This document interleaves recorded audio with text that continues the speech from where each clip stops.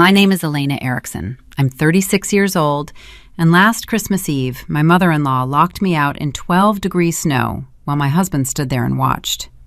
Through the frosted glass of our front door, Patricia looked me dead in the eye, reached for the heavy brass deadbolt, and shoved it into place. The snap of that lock echoed loud enough to hear over the wind coming off Lake Superior. Then she leaned close to the glass and mouthed the words, "This is my son's house, not yours." Behind her, in the warm foyer, stood David, the man I married 6 years ago. He wore the cashmere sweater I bought him for his birthday. He didn't step forward. He didn't raise a hand to stop her. He just shoved his hands into his pockets, turned his back, and walked away toward the kitchen. They thought the locked door was a punishment. They thought I would stand on the porch and cry. What neither of them factored in was that I am a compliance auditor. I don't cry over locked doors. I check the property records. And by New Year's Day, Patricia would learn exactly whose name was on the deed to that house. Welcome back to QT Told Stories, where quiet people meet impossible families and answer cruelty with steady facts instead of noise. If you have ever been pushed out of your own home, this story is for you. Drop your age and your state in the comments right now and be sure to subscribe. Now let me tell you how a freezing Christmas Eve ended with a sheriff's deputy. The cold in Duluth, Minnesota does not mess around in late December. It cuts through wool and denim like paper. I stood on the welcome mat of the 5-bedroom colonial on Lakeview Drive, holding a warm cherry pie in my hands. The heat from the glass dish was the only thing keeping my fingers from going numb. I had spent all afternoon at the bakery across town picking up our holiday dessert order, while Patricia and David stayed home to prepare the house. Now I understood what they were preparing.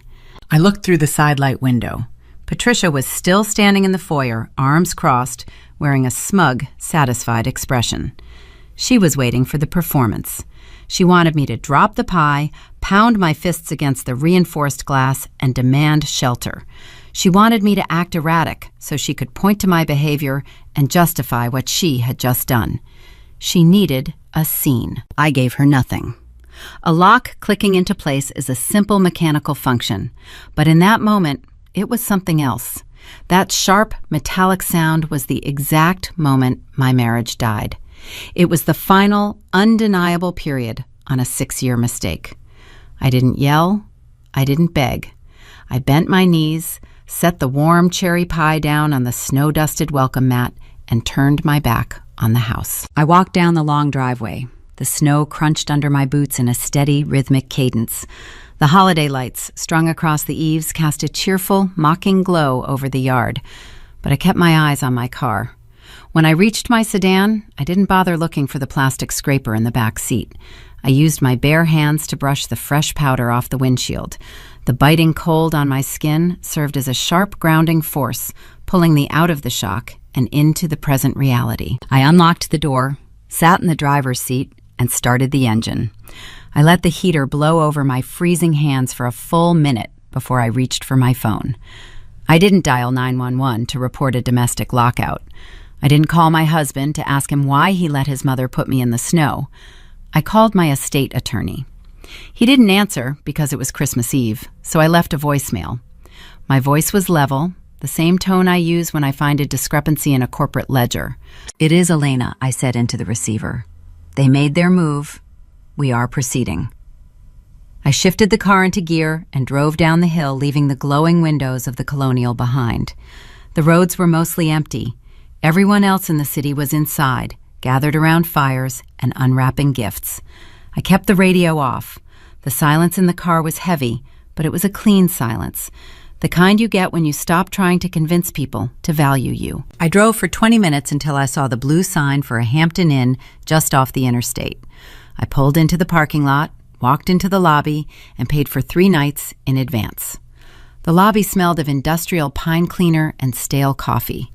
The clerk working the desk wished me a Merry Christmas with a sympathetic smile, probably wondering why a woman in a nice coat was checking into a highway hotel alone on the holiday. I thanked him, took my key card, and walked down the long, carpeted hallway to my room. It was standard: a stiff bed, a particle board desk, a television bolted to the wall. I took off my coat and sat on the edge of the mattress. That is when my phone vibrated in my pocket. It was a text from David. "Just cool off somewhere else for the night. Mom is stressed. We will talk tomorrow." I read the words 3 times. The casual, dismissive tone of it. He framed it like a timeout for a misbehaving child. Just cool off somewhere else. He thought this was a tantrum. He believed that he held the high ground because he was sitting in a warm living room while I was banished to a cheap hotel. He thought I would sleep on this stiff mattress, swallow my pride by morning, and drive back to apologize for whatever imaginary slight had stressed his mother out. His confidence was staggering. But his confidence was built on an illusion he had maintained for years, an illusion that he was the provider, the master of the house, the successful son taking care of his demanding mother. He had played the part so well for so long that he had actually forgotten the paperwork behind the curtain. I didn't reply to his text. Replying gives them a thread to pull. Replying tells them you are still playing the game. I put the phone face down on the nightstand. I walked over to my overnight bag, which I always keep in the trunk for out-of-town audits, and pulled out my laptop. I set it up on the small desk connected to the hotel wireless network and opened a browser window. Patricia locking the door wasn't just a petty emotional power play. I knew that now. People like Patricia do not take bold actions unless they think they have a logistical advantage. They wanted me out of the house for a specific reason.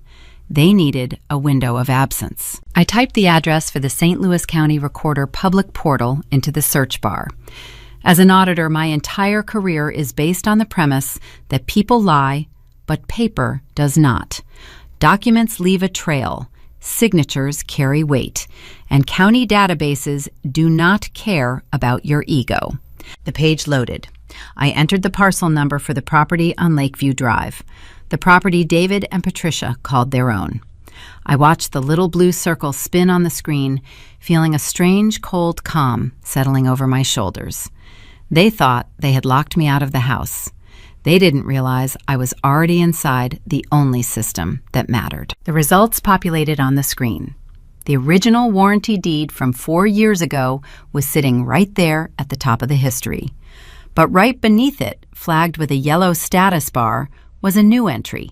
It was labeled Pending Document. It had been submitted electronically just 3 days ago by a third-party commercial lender. I leaned closer to the screen, the pine cleaner smell of the hotel fading into the background as my eyes scanned the filing details. They were making a play for the equity, and they needed me out of the way to steal it. The heating unit in the Hampton Inn rattled against the wall, blowing dry, lukewarm air across the small room. I stood up from the particle board desk and walked over to my overnight bag. My fingers were still stiff from the steering wheel. I reached inside and pulled out a gray wool sweater. It was a thick, oversized cardigan I had found at a thrift shop in St. Paul 6 years ago. The left cuff was slightly frayed from years of wear, and one of the wooden buttons did not match the rest. I slipped it on over my blouse, wrapping the heavy fabric around myself to ward off the chill that had settled deep into my bones on that porch. I sat back down in the desk chair and looked at the glowing laptop screen. The frayed edge of my sleeve rested on the keyboard. It was a funny visual, really. The wife of the supposedly wealthy, highly successful David Erickson sitting in a discount highway hotel wearing a $4 thrifted sweater. If my mother-in-law Patricia could see me, she would probably take a picture to pass around at the Northland Country Club. She loved to complain about my lack of presentation. For 6 years, Patricia had built an entire social identity around her son and his fictional prosperity. To hear her tell it over mimosas and overpriced crab cakes, David was a financial prodigy. He was the dutiful, brilliant man who had purchased a sprawling 5-bedroom colonial on Lakeview Drive just so his aging mother could have a comfortable suite on the ground floor. Patricia made sure everyone in her social circle knew about the silver European SUV parked in our driveway. She made sure the waiters noticed his tailored suits, and she always pointed out the heavy imported watch on his left wrist. She would order expensive wine at dinners and wave her hand dismissively, telling her friends that her son would take care of the bill. David played the role flawlessly. He practiced his golf swing in the backyard. He tipped valets with crisp bills he kept in a silver money clip. He washed that leased SUV every single Sunday morning, ensuring the neighbors saw him tending to his prized possession. He projected the aura of a man who carried the world on his shoulders and made it look entirely effortless. It was a masterful performance. And like all performances, it required a stage, a set of convincing props, and someone standing quietly in the dark, paying for the electricity. I paid for the electricity. I paid for the stage. The truth of the Erickson family wealth was sitting right in front of me on the county recorder portal. The truth was that David did not buy the house on Lakeview Drive. I did. Long before I ever met David, my grandfather left me an irrevocable trust. He was a practical, quiet man who worked in logistics, believed in index funds, and understood the power of compound interest. He did not care about designer labels or country club memberships. He taught me early on that real wealth is silent, while debt is the loudest thing in the room. His trust was structured to protect the principal, allowing me to draw on it only for specific, tangible investments. When David and I got married, his credit profile was a disaster. He blamed his low score on a previous business partner, painting himself as the trusting victim of someone else's poor choices. I chose to believe him, because that is what you do when you are newly married and trying to build a foundation. When we found the Colonial in Duluth, David admitted he could not secure a mortgage. The banks looked at his debt-to-income ratio and closed their folders. So I handled it. I used my trust to fund the entire down payment. Because the money came directly from an irrevocable trust established prior to the marriage, the funds were legally classified as separate property. I did not commingle the assets. I signed the closing paperwork. The title company recorded the deed in my name. And every single month for 6 years, the mortgage payment was automatically drafted from a sole checking account bearing only my name. David's name was never on the deed. He was a permanent guest in the house his mother bragged about him owning. I never corrected Patricia when she boasted to her friends. I never reminded David about the source of the down payment when he parked his leased luxury car in the garage. I did not care about getting the credit. I cared about keeping the peace. I assumed that allowing them to maintain their fragile egos was a fair trade for a quiet life. I treated their loud, fake prosperity the same way you treat a child pretending to be a superhero in the backyard. You do not correct them. You just let them wear the cape. But looking at the screen in that hotel room, feeling the scratchy wool of my thrifted sweater against my wrists, the math finally clicked into place. The lockout was not a tantrum. It was not a petty emotional display designed to ruin my holiday. It was a logistical requirement. Patricia had not deadbolted that door because she was annoyed about my work schedule or my lack of holiday cheer. David had not turned his back and walked into the kitchen out of passive cowardice. They had orchestrated a physical eviction on the one night of the year when the rest of the world shuts down. Christmas Eve. The courts are closed. The law offices are empty. The banks will not reopen for days.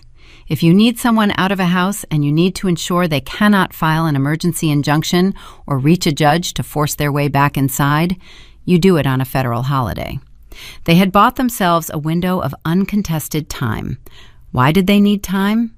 My eyes traced the yellow status bar on the county portal screen again. The entry labeled Pending Document. In the world of property law, documents do not just appear out of nowhere. They require preparation. They require underwriting, processing, and coordination. If a document had been submitted to the county recorder 3 days ago, it meant someone had been working on a transaction for weeks without saying a word to me. I moved the cursor and clicked on the filing number to expand the metadata. The system was slow buffering as it retrieved the public summary of the pending transaction. I leaned forward, my breath steady in the quiet room. The expanded view loaded. The document type was listed under a specific code. It was not a municipal tax lien. It was not a utility assessment. The filing entity was listed as a third-party commercial lender based out of Chicago. It was a lender that specializes in fast, high-interest equity extraction. My heart did not race. I just let the cold reality wash over me, sorting the data the same way I sort a fraudulent corporate ledger. They were not just trying to push me out of a family dinner. They were trying to extract cash from the equity I had built. They had found a lender willing to process a loan against the house on Lakeview Drive. But there was a fundamental structural flaw in their plan, a flaw that proved just how little they understood about the reality they were living in. A commercial lender can draft all the paperwork in the world. They can process the application, run the appraisals, and schedule the wire transfers. But a loan secured by real estate requires a deed of trust. And a deed of trust requires the notarized signature of the recorded property owner. They needed my signature, and they had just locked me out in the snow. I scrolled down to the bottom of the pending document summary. There was a notes section, typically used by title clerks to track the status of the final recording package. The text was brief, typed in standard administrative shorthand, but it caught my attention immediately. The note indicated that the lender had approved the file and was simply awaiting the final signed closing package. They had the paperwork. They had the loan approval. And they were sitting inside my house right now trying to figure out how to close a transaction without the one person whose name actually mattered. I took a deep breath, the scent of mothballs and old wool from my sweater filling my lungs. They wanted a performance. They wanted me to be the frantic, discarded wife begging for entry on the front lawn. They were depending on my emotional collapse to distract me from their financial crime. I closed the portal tab and opened a new search window. I didn't need to shout. I just needed to find out exactly how they planned to fake a signature they did not have. The digital clock on the hotel nightstand read 2 a.m. The heater hummed its dry tune. I sat in the desk chair, my eyes locked on the county recorder portal. I needed more than a summary. I needed the actual submission packet. Using the public filing index number, I navigated to the commercial lender tracking database. It took a few tries to bypass the standard consumer login, but corporate compliance training teaches you how to find public backdoors in municipal recording software. I found the portal, entered the parcel ID, and hit enter. A PDF document loaded on my screen. It was 42 pages long. The header displayed the logo of a prominent national equity lender based in Chicago. I read the title of the primary form, Home Equity Line of Credit Application. My eyes scanned down the page to the requested loan amount, $150,000. The air in the room felt very still. A HELOC is not a standard personal loan. It is a revolving line of credit secured directly by the equity in a piece of real estate. If the borrower defaults, the lender has the legal right to foreclose on the property to recoup their losses. David and Patricia were not just trying to borrow money. They were attempting to leverage the sanctuary I had purchased, risking the roof over my head to extract cash. The application listed the primary borrower as David Erickson. His reported income was inflated by 50%. He claimed to be the owner of the Lakeview Drive residence, but the lender underwriting department had clearly run a preliminary title search because my name was populated in the mandatory cosigner field. The bank knew the deed was held by Elena Erickson. They required the recorded owner to authorize the lien. I scrolled to page 14, the preliminary electronic signature section. There, typed in a cursive font designed to look like a digital signature, was my name, Elena Erickson, dated December 20th, 4 days before Patricia threw me out into the snow. They had forged my consent on the initial application. They had checked the boxes, accepted the terms, and submitted the packet to the underwriting department. In my line of work, finding a forged document is only the first step. You always look for the digital footprint. Fraud is rarely committed by a ghost. It is committed by careless people leaving breadcrumbs. I scrolled down to the security certificate appended to the final page of the PDF. Electronic signature platforms capture specific metadata to verify the identity of the signer. They log the date, the time, and the IP address of the device used to execute the document. I copied the IP address listed under my forged signature and ran it through a basic geolocation registry. The result returned a static address assigned to a residential broadband provider in Duluth. It was my own home network. More specifically, it matched the unique router assignment configured for David's home office. I paused, letting the reality of that small detail anchor me. David had spent weeks demanding we upgrade our home network. He insisted he needed a dedicated high-speed business line for his trading algorithms. He purchased an expensive mahogany desk, a dual monitor setup, and a leather executive chair, outfitting a room on the second floor to look like the command center of a financial titan. The truth was, he spent most of his days in that chair, watching sports highlights and scrolling through car forums. While I worked at the kitchen table combing through audit reports to pay the mortgage, my husband was sitting in his expensive leather chair using his high-speed router to commit federal wire fraud against me. The timeline assembled itself with sharp, undeniable clarity. They submitted the electronic application on the 20th. The lender processed the request, verified the property value, and prepared the final closing disclosures.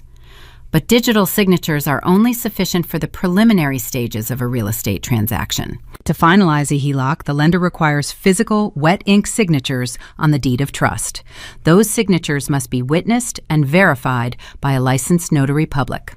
A notary is legally mandated to check government-issued identification before handing over the pen. That was the missing puzzle piece. That explained the deadbolt on Christmas Eve. Patricia and David needed a window of absence. They needed me physically removed from the premises so they could control the environment. If I were sitting in the living room, they could not stage the final closing. They engineered an emotional conflict, manufactured a reason to exile me, and relied on my typical desire for peace to keep me away. They assumed I would retreat to a hotel and spend the holiday feeling sorry for myself, giving them the unchecked access they required. I did not call David to confront him. Confrontation is a currency used by people who want to feel validated. I did not need validation. I needed a tactical advantage. I spent Christmas Day in the hotel room. I ordered black coffee from room service. I compiled a digital dossier. I saved the application PDF, the metadata logs, and the deed records to 3 separate encrypted folders. I ate a stale turkey sandwich from a vending machine while families celebrated in their homes. I did not shed a single tear. I just waited for the calendar to turn. The morning of December 26th arrived. The banks reopened. The commercial machinery of the world started turning again. At exactly 8 o'clock in the morning, I picked up my phone. I dialed the National Closing Coordination Hotline listed on the lender documents. A recorded voice guided me through an automated menu until I reached a representative in the final underwriting department. "Thank you for calling," the representative said. Her voice was cheerful, the kind of professional warmth trained into corporate employees. "How can I assist you today?" "I need to check the status of a pending closing," I replied. My tone was crisp and neutral. "The property address is on Lakeview Drive in Duluth, Minnesota. The primary applicant is David Erickson." The representative typed on her keyboard. I heard the rhythmic clicking through the receiver. "I can look that up for you," she said. "Just a moment while I pull the file." I waited. The rattling heater in my room provided a dull background hum. "All right, I have the file open," she announced. "It looks like the underwriting is complete and the funds are ready for disbursement, pending the return of the signed closing package. Are you calling on behalf of Mr. Erickson?" "I am calling to verify the closing logistics," I said, bypassing her questions smoothly. "I want to confirm how the final signatures are being handled." She typed again. "Yes, I see here that we have arranged for a mobile closing. Since this is a secured line of credit, we require a physical wet signature from the recorded property owner." "That is correct," I said. "And when is that signature scheduled to take place?" "Let me check the notary dispatch log," she murmured. "Ah, here it is. Mrs. Erickson is scheduled to sign the final paperwork with a mobile notary today, December 26th at 2 o'clock in the afternoon at the Lakeview Drive residence." I stared at the peeling wallpaper above the hotel desk. 2 o'clock this afternoon. Someone was going to sit at my dining room table in 6 hours, hand over a piece of plastic identification, and sign my name to a $150,000 lien. "Thank you for the information," I said. "You have been very helpful." I ended the call and set the phone down. The picture was complete. The conflict had shifted from a marital betrayal to a coordinated, multi-person felony. David and Patricia could not execute this alone. David could not pose as a woman. Patricia was 30 years too old to pass for a 36-year-old compliance auditor. They needed a third conspirator. They needed a stand-in. And I knew exactly who they had recruited to play the part. The identity of the third conspirator was not a difficult puzzle to solve. David and Patricia could not execute this forgery alone. A commercial lender requires a neutral, state-licensed official to witness the physical signing of a deed of trust. My mother-in-law was 30 years too old to pass for a 36-year-old compliance professional. David could not sign his wife's name while sitting across from a stranger. They required a stand-in. The circle of trust for a federal felony is exceptionally small. You do not ask a neighbor. You do not hire a stranger off the internet. You recruit someone desperate enough to take the risk, loyal enough to keep their mouth shut, and similar enough in physical appearance to pass a cursory glance.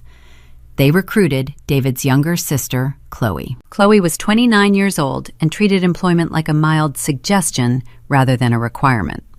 She spent her days curating a lifestyle aesthetic for a meager online following, posting photographs of expensive matcha lattes and boutique shopping bags funded entirely by Patricia.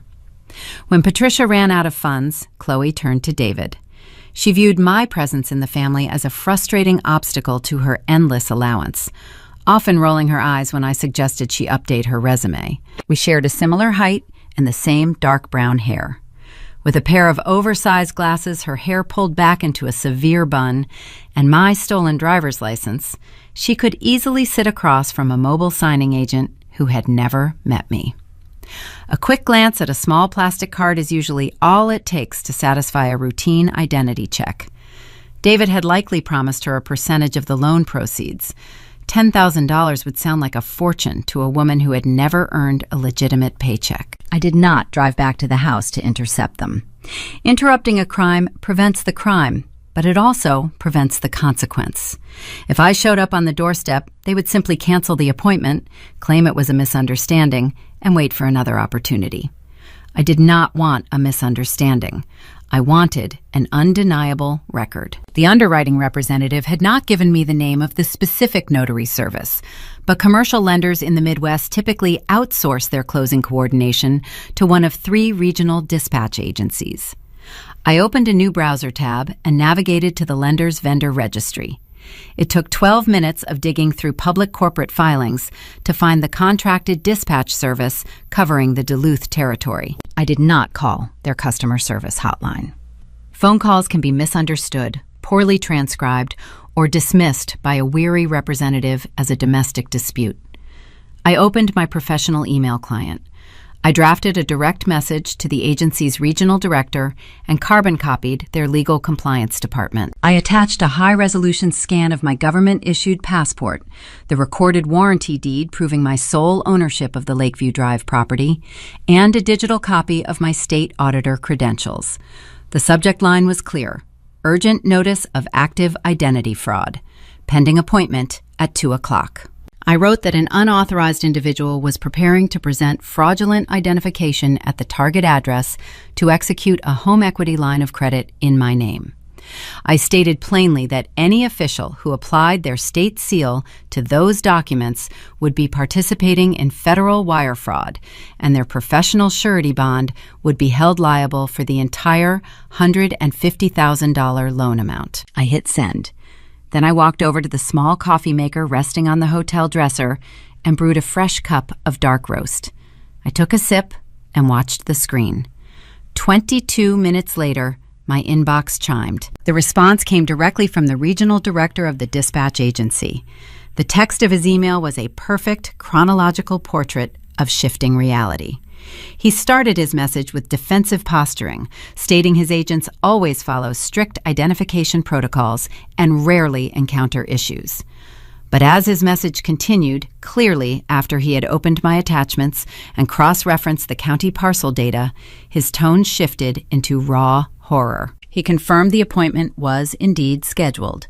He confirmed the assigned agent was currently en route to the property. He asked, using urgent capital letters, if he should abort the dispatch immediately and pull his contractor from the field. This email response was the definitive proof I needed. It was a time-stamped, third-party acknowledgement of the impending crime. I saved the correspondence as a secure PDF file and dropped it into my encrypted evidence folder. It was a perfect, unshakable pebble. Then I typed my reply. I instructed him not to cancel the appointment. Canceling would alert David and Patricia that their scheme had been discovered, allowing them to destroy the physical evidence. Instead, I advised him to follow standard fraud detection protocol. The assigned agent should proceed to the residence as planned. They should sit at the table, request the physical identification, and carefully examine the card presented by the imposter. They should document the fraudulent ID details in their official journal.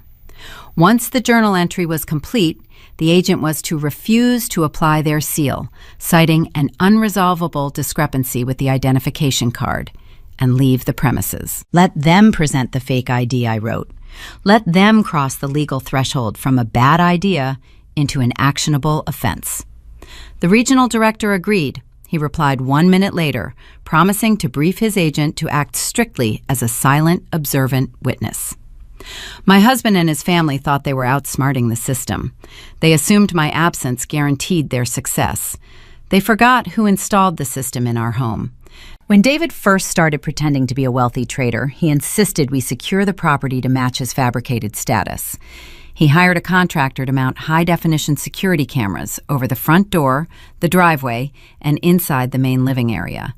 He claimed it was necessary to protect his valuable assets. Those cameras sync directly to a remote cloud server, a server I paid for every month, an account registered under my personal email address. I logged into the security dashboard from my laptop. The interface loaded, displaying a grid of black boxes. I clicked on the feed labeled Dining Room. The live video flickered onto the screen in crisp, full-color resolution. I saw the mahogany dining table cleared and polished to a high shine. I saw David pacing nervously near the front window, checking his heavy imported watch. I saw Patricia sitting on the sofa, holding a cup of tea, looking incredibly pleased with herself. And then I saw Chloe. She walked into the frame, and a cold wave of validation washed over me. She was wearing a tailored navy blazer. It was not her blazer. It was a jacket I had purchased for an industry conference last spring, pulled directly from my closet. She had her dark hair pulled back into a sleek professional bun, mimicking my usual weekday style. She adjusted a pair of clear-framed glasses on her nose. The stage was set. The actors were in position, wearing their costumes, rehearsing their lines. They were preparing to steal my equity while drinking tea in my living room. Convinced their performance was flawless, they had no idea the audience of one was watching the entire production from a cheap highway motel room, recording every single frame. I checked the digital clock on my screen. It was 1:45 in the afternoon. The official would arrive in 15 minutes.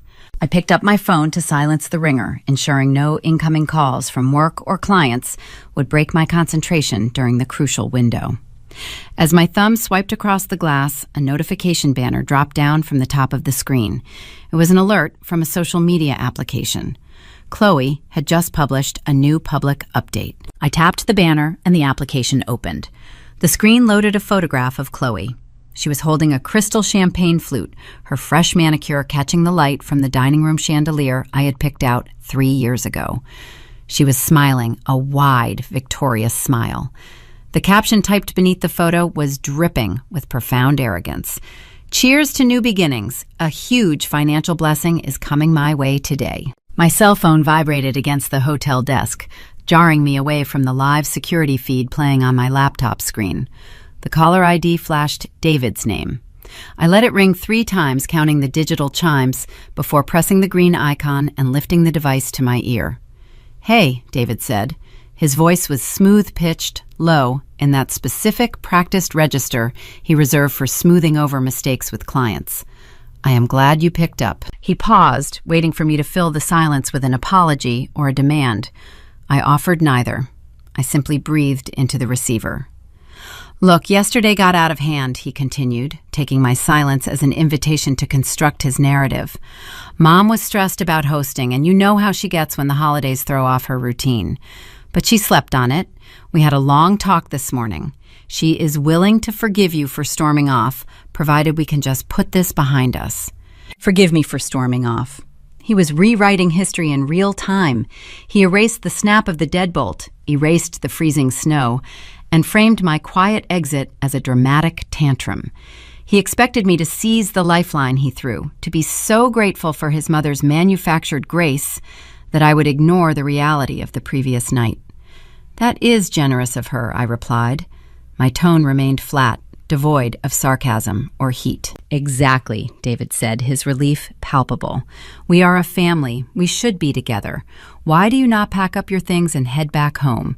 I even ran out this morning and bought you those makeup flowers you like, the mixed bouquets from the Shell station on 4th Street. They had a fresh bucket by the register. He presented the gas station flowers like a grand romantic gesture, a trophy of his devotion. A $10 bundle of dying carnations wrapped in cellophane to cover the indignity of a winter lockout. His entitlement was so ingrained he could not even fathom the insult. I appreciate the gesture, I said, keeping my vocal cords relaxed. Good, so head back soon, he pressed, and then his tone shifted, acquiring a casual, breezy quality. Oh, and since you are coming over, I have a quick favor to ask. My accountant called an hour ago in a panic. We have some routine tax paperwork that needs to be filed before the end of the year to lock in a deduction. It is just a minor bind, nothing serious, but the forms require both our signatures since we file jointly. He tossed the lie out with practiced ease, burying the hook in a pile of domestic mundanity. He knew the forged digital application required a final wet signature, and the lender mandated a state official to witness the property owner. His plan was elegant in its cruelty. He needed the real Elena Erickson sitting at the dining room table. He intended to slip the home equity loan documents into a stack of complex, dense tax forms, betting that my desire for marital peace would prevent me from reading the fine print. Tax paperwork on the day after Christmas, I noted evenly. You know how these corporate accounting firms operate, always pushing deadlines. He chuckled, a hollow, synthetic sound.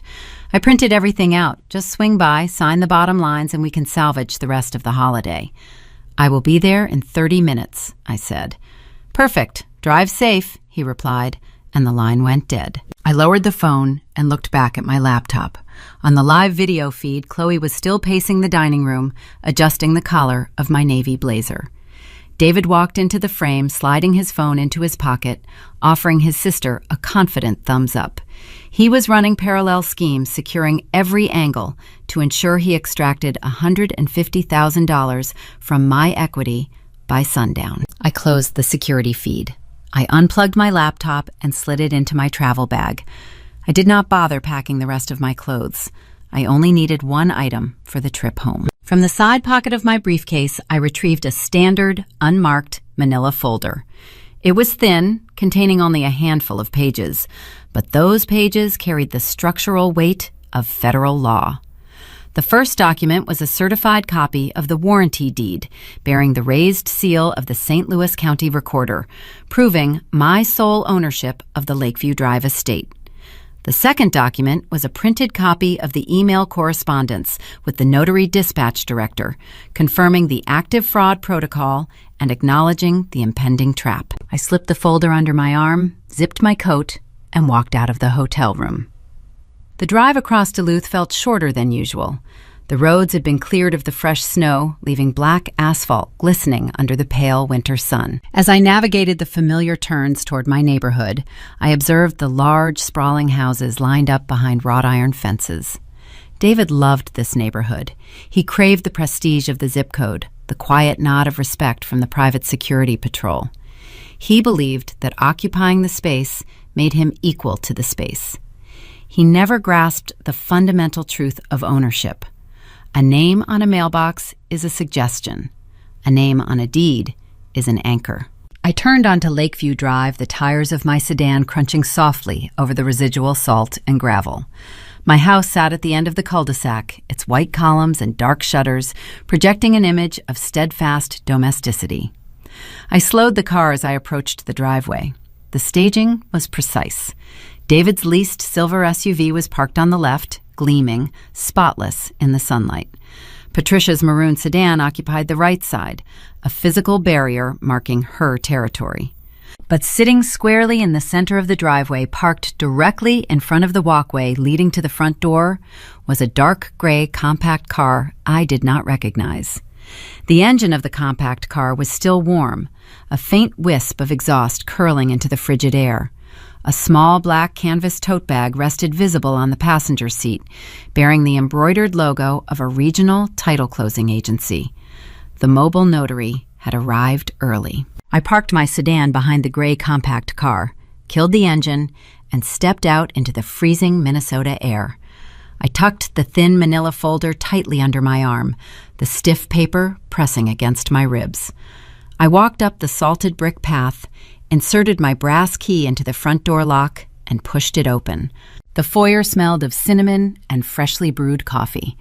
It was a manufactured domestic warmth, a sensory trap designed to disarm a hostile guest and project an illusion of welcoming hospitality. I slipped off my snow-covered boots, aligning them neatly on the rubber mat, and walked softly toward the dining room. The hardwood floors creaked slightly under my stocking feet. Patricia sat at the head of the grand mahogany table. She wore a tailored burgundy blouse and a heavy pearl necklace, positioning herself as the undisputed matriarch holding court.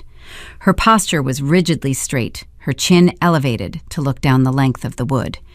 She did not look like a woman who had recently lost her own condominium to a bank foreclosure. She looked like a wealthy queen preparing to collect a mandatory tax from a disobedient peasant. To her right sat a woman in a modest gray suit. A heavy black canvas tote bag rested near the legs of her chair, the mobile notary.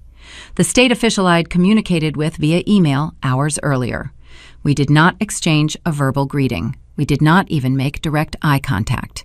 She maintained a perfect, neutral, professional expression, sitting quietly with her hands folded over a thick, leather-bound record journal.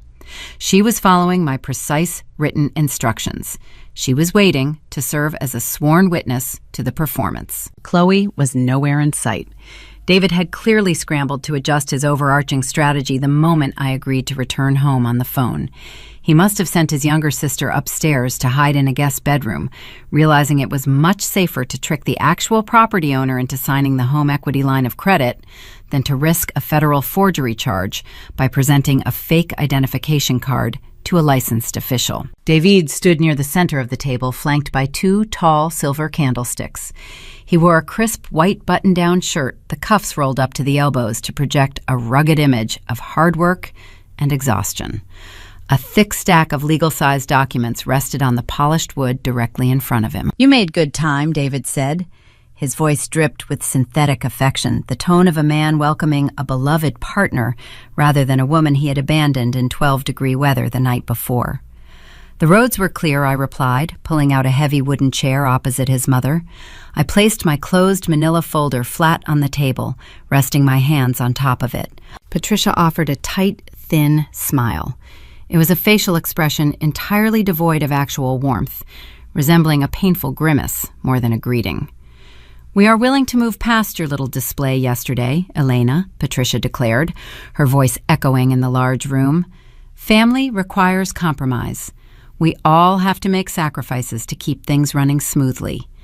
I know you struggle with holiday stress, so we are choosing grace today." She was setting the psychological trap. Establish a fake emotional debt, grant an unearned pardon, and demand immediate repayment in the form of compliance. I nodded slowly, allowing her to believe the manipulation was taking root. "I appreciate your deep understanding, Patricia," I said, keeping my vocal cords relaxed and my pitch deliberately flat. David exhaled a loud, performative sigh of relief. He leaned over the table, closing the physical distance between us. He slid the thick stack of papers across the mahogany surface toward my chair. As he moved the documents, he strategically placed his left hand over the top 2 inches of the primary page. His broad palm obscured the commercial lender logo and covered the bold header identifying the document as a secured loan agreement. Like I mentioned on the phone, David began tapping the center of the page with his index finger. My accountant is breathing down my neck.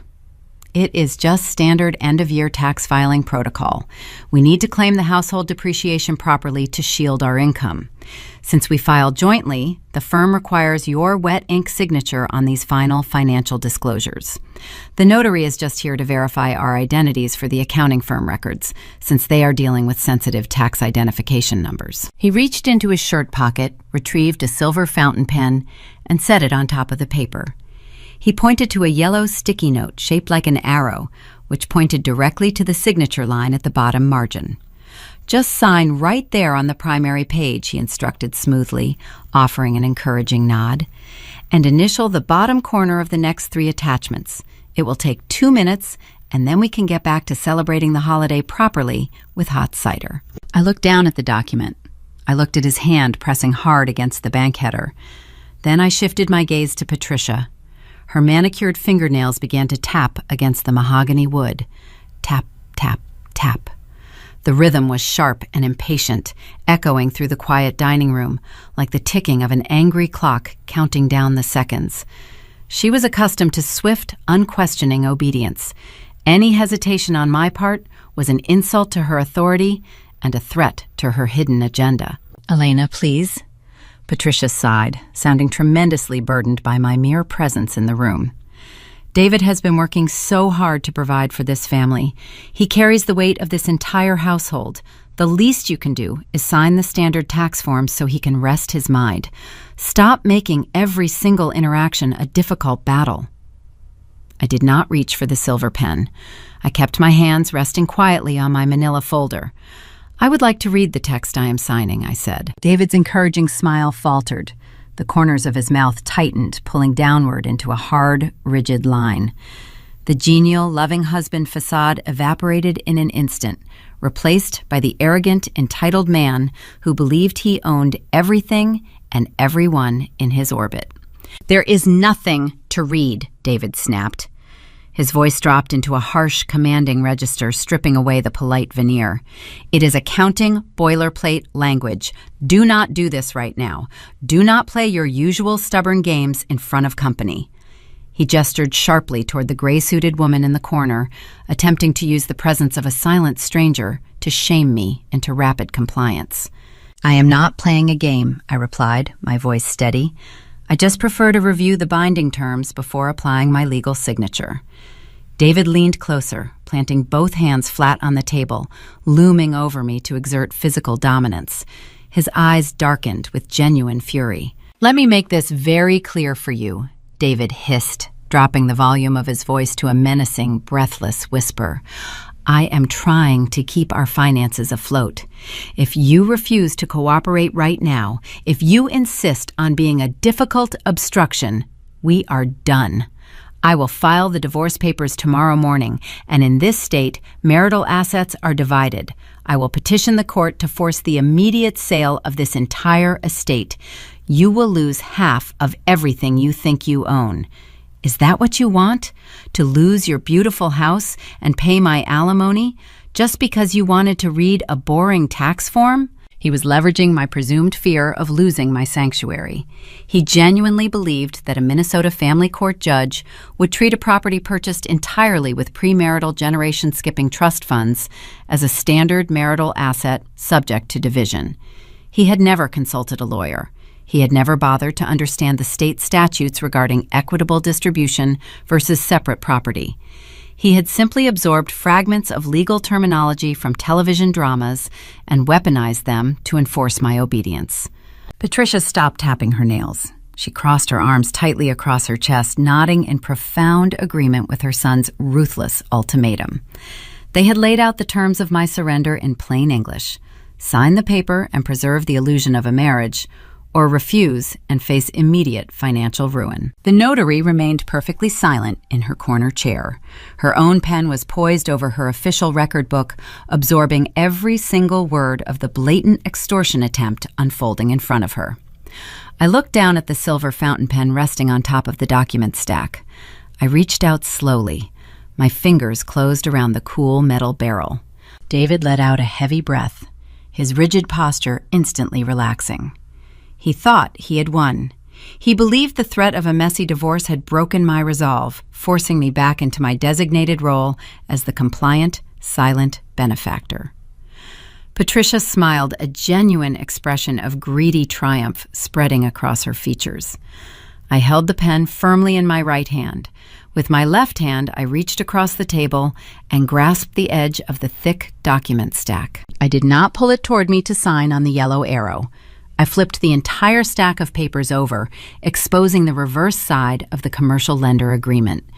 The dense, small print on the back page contained the federal regulatory warnings required for all commercial equity lines of credit. I looked directly into David's eyes, raised my voice to project clearly across the quiet dining room, and began to read aloud. Any person who knowingly makes any false statement or report or overvalues any land, property, or security for the purpose of influencing in any way the action of a federally insured institution shall be fined not more than $1 million or imprisoned not more than 30 years, or both. The silence that followed the word both was profound. It was the kind of quiet that occurs right after a glass shatters on a tile floor before anyone breathes. David pulled his hand back from the stack of papers. His fingers curled inward. He looked at the dense legal text I had just read from, then looked up at my face. He was searching for the punchline, waiting for me to break character and apologize for making a dry joke about tax forms. I did not blink. I kept my gaze leveled directly at him. "What are you talking about?" David asked. His voice lacked the commanding boom from a moment ago. It was thin and reedy. I set the silver fountain pen down on the mahogany table. I reached for the manila folder I had carried inside. I opened the flap and extracted the certified copy of the warranty deed. The raised seal of the St. Louis County Recorder caught the ambient light from the chandelier. I slid the document across the polished wood, stopping it right next to his fraudulent loan application. "I am talking about the structural flaw in your plan," I said. "You built an entire scheme on the assumption that loud demands could override recorded property law. You assumed that threatening me with a divorce would force me to sign away my equity. But your threat only works if you actually own something." David stared at the county seal. He recognized the official state emblem. "This house is marital property," David insisted, tapping the table with his index finger, though his hand shook slightly. "We bought it after the wedding. I am entitled to half. Any judge will order a liquidation." I shook my head slowly. I leaned forward, resting my forearms on the table. "You did not buy this house, David. I bought this house. I funded the entire down payment using an irrevocable generation-skipping trust established by my grandfather.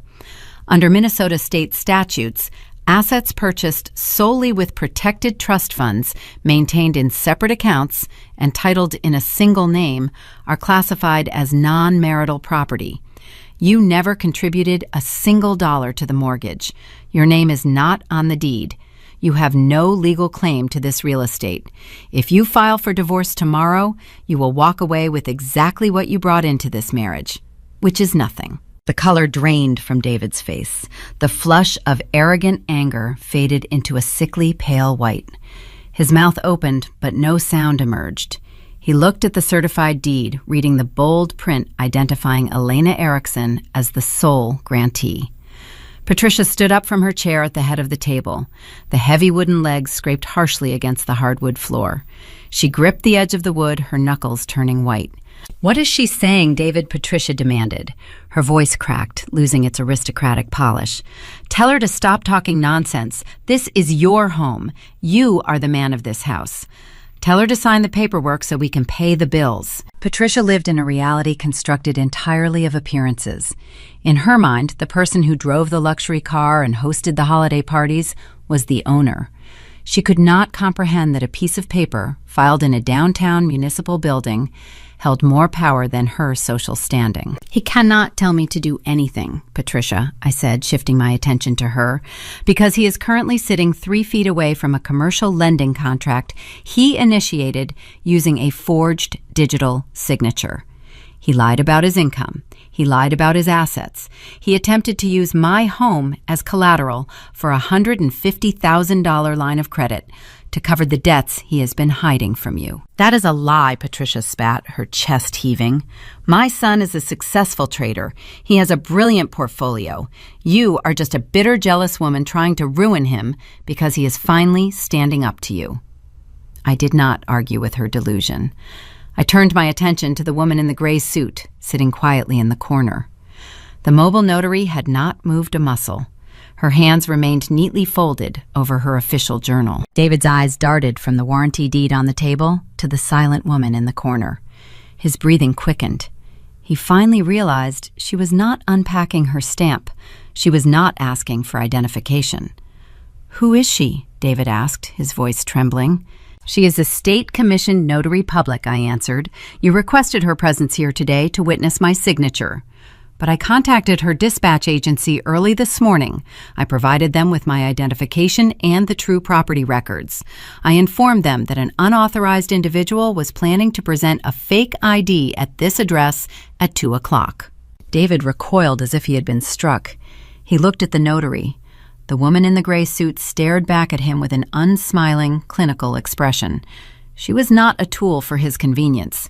She was a sworn officer of the state, and she was watching a man attempt to orchestrate a felony. "She is not here to authorize your loan, David," I continued, my voice steady and cold. "She is here acting strictly as my witness. She is here to document exactly who presented this fraudulent contract and who attempted to coerce the property owner into signing it under duress." "You set me up," David whispered.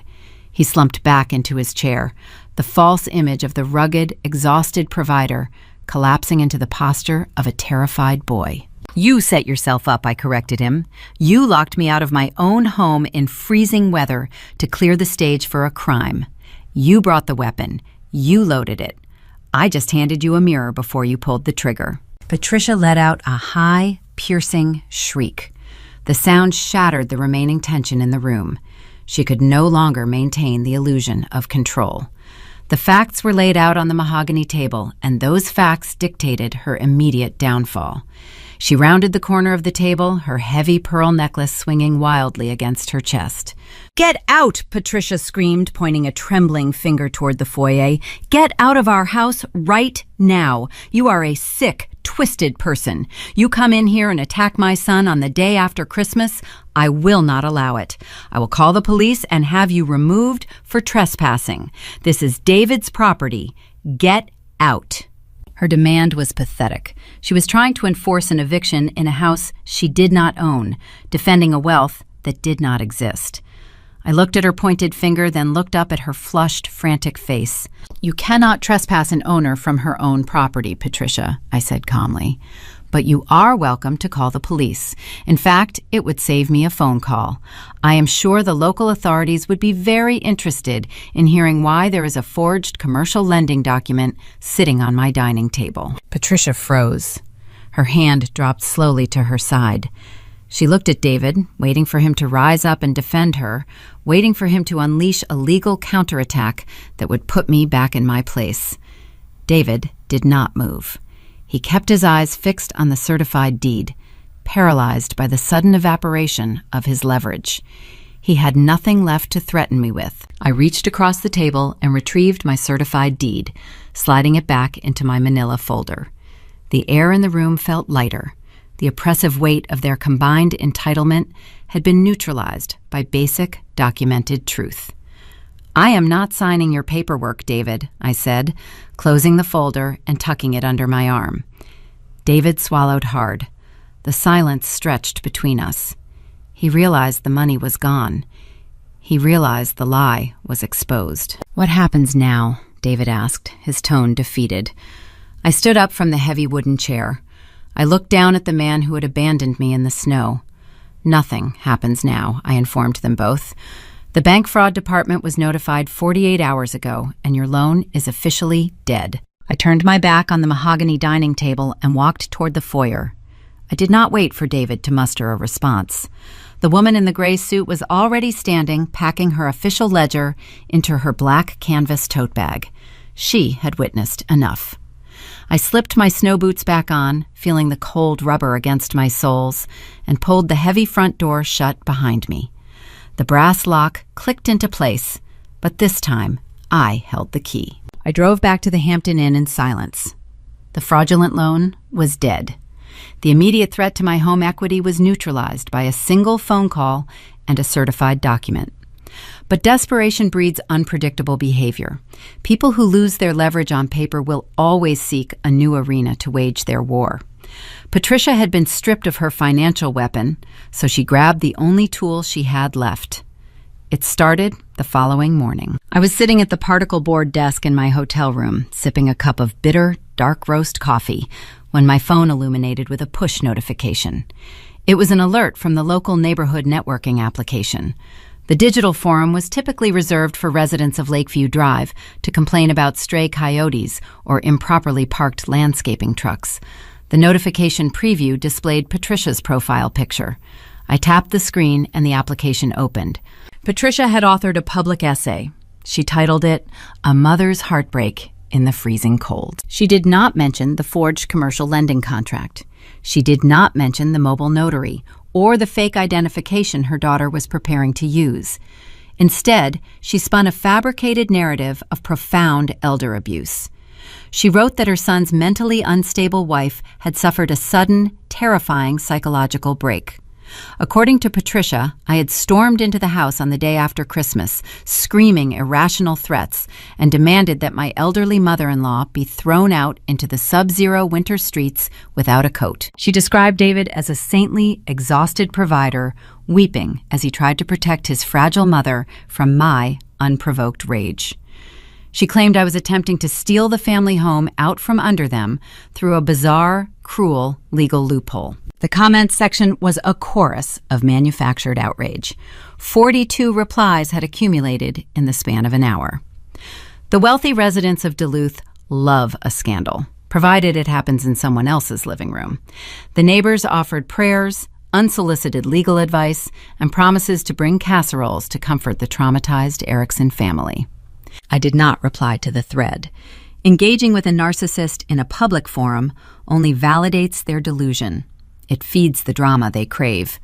I treated the digital smear campaign the same way I treat a hostile corporate audit.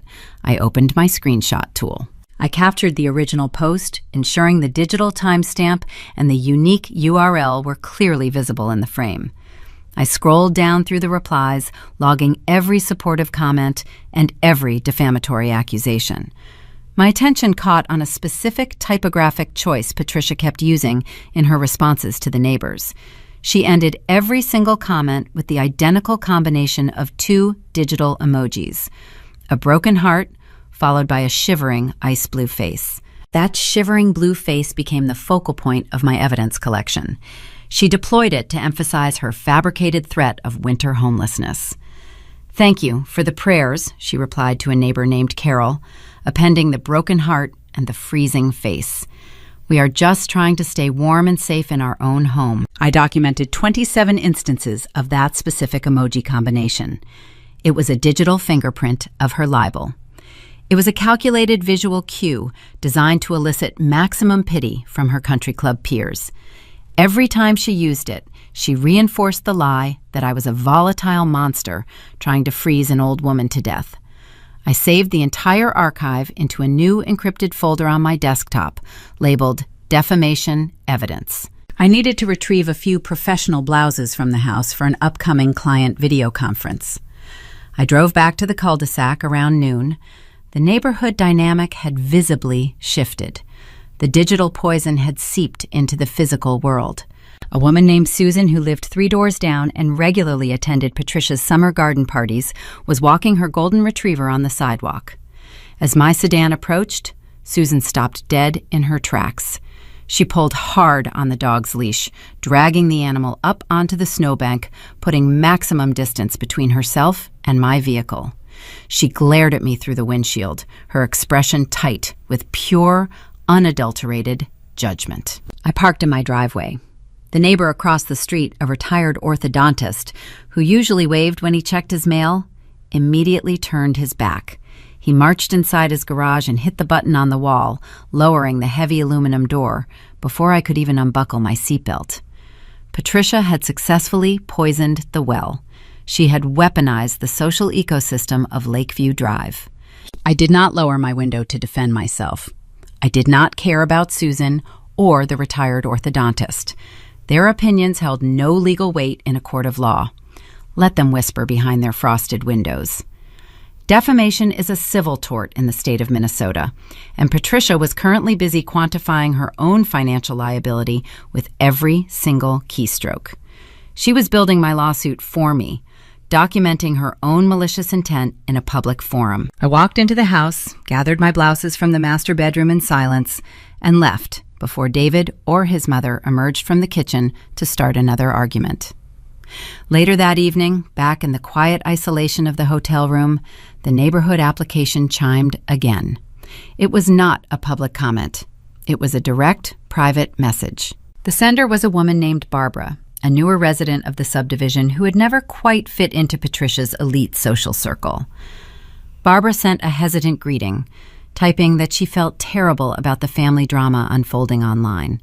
She expressed sympathy for my supposed mental health struggles, buying into the narrative just enough to feel pity for me, but it was her second message that made the breath catch in my throat.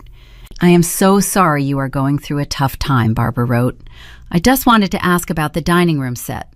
My sister is very interested. I saw David posting the pieces on the estate sale marketplace this morning, and I wanted to know if the antique silver serving trays are included in the price." I stared at the screen displaying Barbara's message. The words "antique silver serving trays" glowed against the white background of the application. They were not selling David's golf clubs. They were not pawning his luxury watches. They were liquidating my family heirlooms to float their sinking ship. I opened the estate sale marketplace application on my phone. I typed my own address into the local radius search filter. 6 distinct listings populated the screen. Chloe had uploaded the photographs. I recognized the angle of her phone camera and the heavy aesthetic filter she applied to everything she posted online. She had listed the mahogany dining table. She had listed the imported Persian rug from the formal sitting room.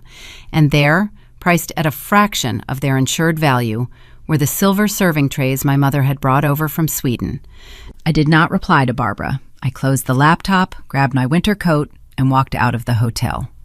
I drove straight to the downtown precinct of the Duluth Police Department. The air outside the station was frigid, the kind of cold that hurts your lungs. I walked up to the reception desk and requested a civil standby. It is a routine service where a uniformed officer accompanies a citizen to a volatile residence to ensure peace while retrieving personal property. The desk sergeant assigned Officer Jensen. He was a tall, broad-shouldered man wearing a heavy-duty jacket, looking like a veteran who had spent 20 years mediating bitter winter disputes. My mother was an archivist for a historical society in St. Paul. She taught me early on that history only survives if you document it carefully. Before I ever moved my belongings into the Lakeview Drive house, I hired a certified appraiser. I paid them to catalog, photograph, and insure every single piece of antique furniture and inherited silver I owned. I kept those records in a thick leather-bound binder. I retrieved that binder from the trunk of my sedan before walking over to the police cruiser. Officer Jensen followed my car in his marked vehicle. We pulled into the driveway. David's silver SUV was gone. Only Patricia's maroon car remained parked near the garage. I walked up the salted brick path with Jensen a few steps behind me. I did not use my key. I pressed the doorbell and waited. Patricia opened the door. She wore a plush velvet robe and held a ceramic coffee mug. Her eyes darted from my face to the uniform standing over my shoulder. For a brief second, genuine panic flickered across her features. Then her practiced defense mechanism kicked in. She adopted a weary, long-suffering expression, rolling her eyes as if she were dealing with a petulant toddler throwing a tantrum. "Are you serious right now, Elena?" Patricia sighed. "You brought the police to your own house." "Officer, I apologize for this ridiculous display. My daughter-in-law is going through a severe mental health episode. She stormed out a few days ago, and now she is trying to stage a domestic incident to gain attention." She thought she could manage the police the same way she managed her country club peers. She assumed Officer Jensen would treat this as a messy divorce dispute, throw his hands up, and advise us to take the argument to civil court. Officer Jensen rested his thumbs on his duty belt. He had heard variations of this speech 100 times before.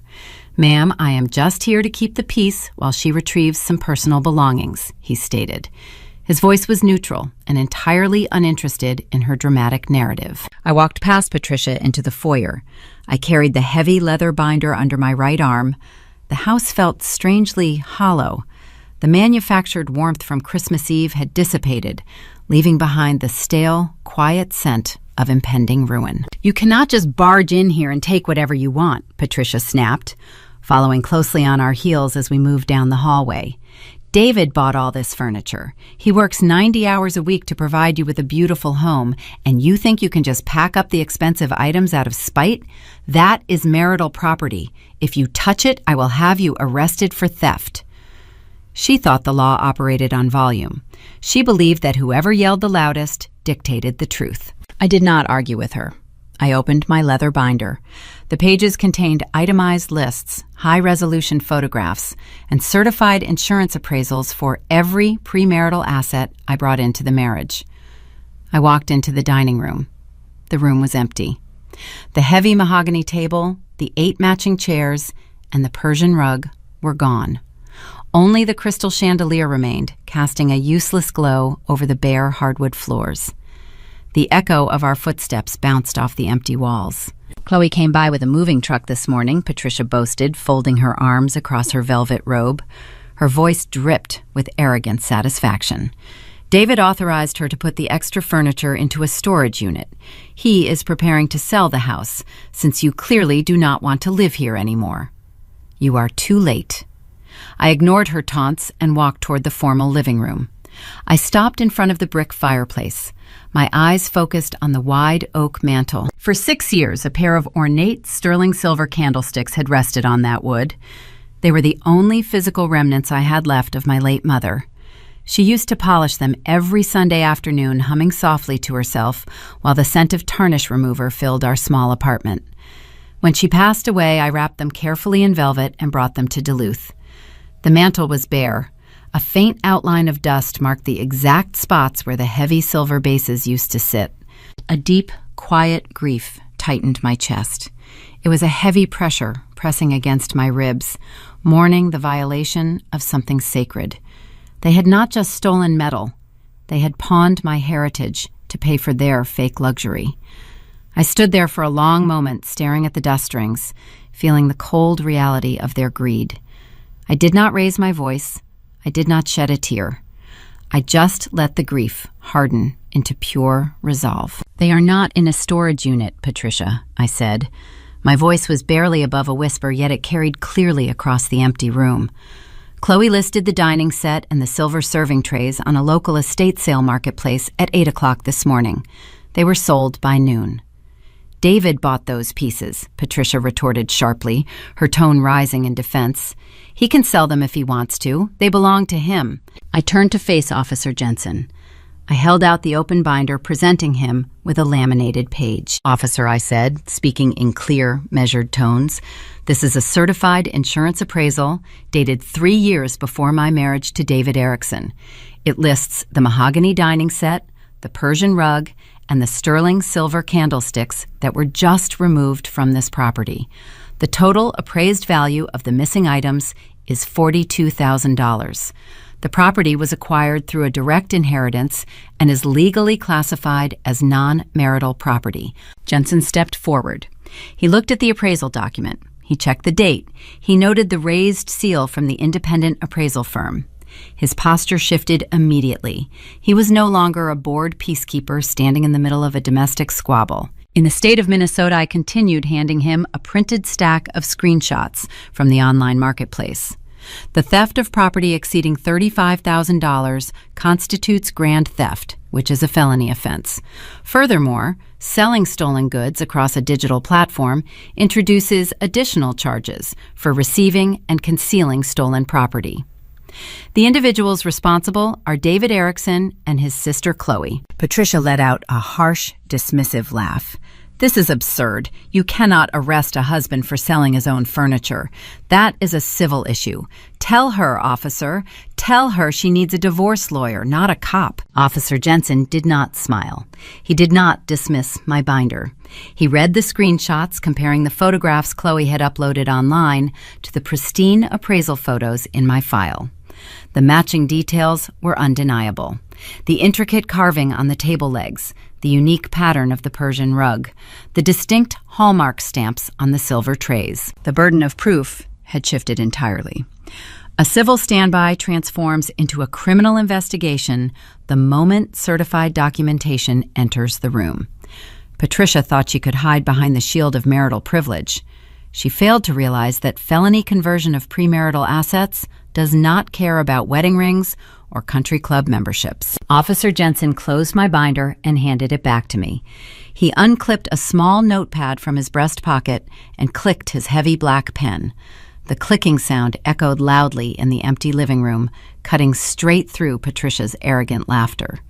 He turned his body slowly, facing my mother-in-law.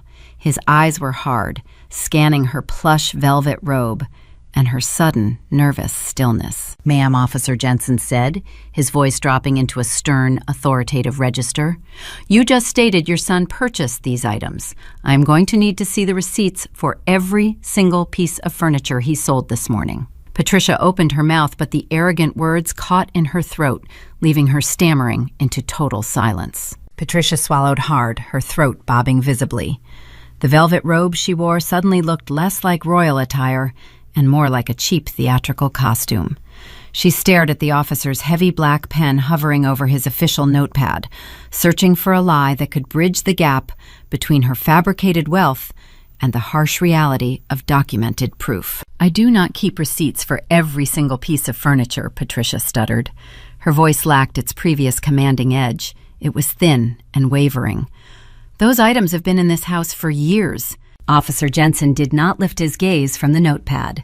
"Ma'am, without proof of purchase to contradict this certified insurance appraisal, those items are legally presumed stolen," he explained, his tone strictly procedural. "I am filing a formal incident report for grand theft. If the property is not returned or accounted for within 24 hours, the Detective Bureau will issue arrest warrants for David and Chloe Erickson. They are now suspects in a felony investigation." Patricia took a step backward, her back pressing against the hallway wall as if she needed the physical support to remain standing. I left her trembling in front of the officer and walked toward the kitchen. I needed to retrieve my remaining personal tax documents from the utility drawer near the pantry. The kitchen was spotless, the granite countertops wiped clean to maintain the illusion of domestic perfection. But desperate people always make careless mistakes when disposing of their shame. I pulled open the utility drawer. As I reached inside, my eyes drifted to the stainless steel trash receptacle sitting near the kitchen island. The lid was propped open by a discarded cardboard box.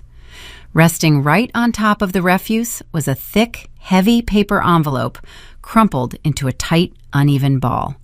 It was not standard junk mail. The paper quality was high grade, the specific texture utilized by legal firms and financial institutions. I reached down and retrieved the discarded wad of paper. I flattened it out against the cool granite countertop, using the palm of my hand to smooth the deep creases. The return address printed in the upper corner belonged to a major national mortgage servicer. The recipient address displayed in the clear plastic window did not say Lakeview Drive. It showed a familiar street name located in the most expensive waterfront district in St. Paul. It was the address of Patricia's luxury condominium, the prestigious residence she bragged about constantly, the place where she hosted summer charity galas and exclusive holiday cocktail hours. Printed across the top of the letter in bold red ink were 3 devastating words: Final Notice of Foreclosure. I read the dense legal text beneath the header. The document detailed a public auction scheduled and executed in the 3rd week of November.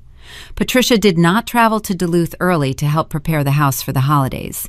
She did not pack her bags for a festive winter visit.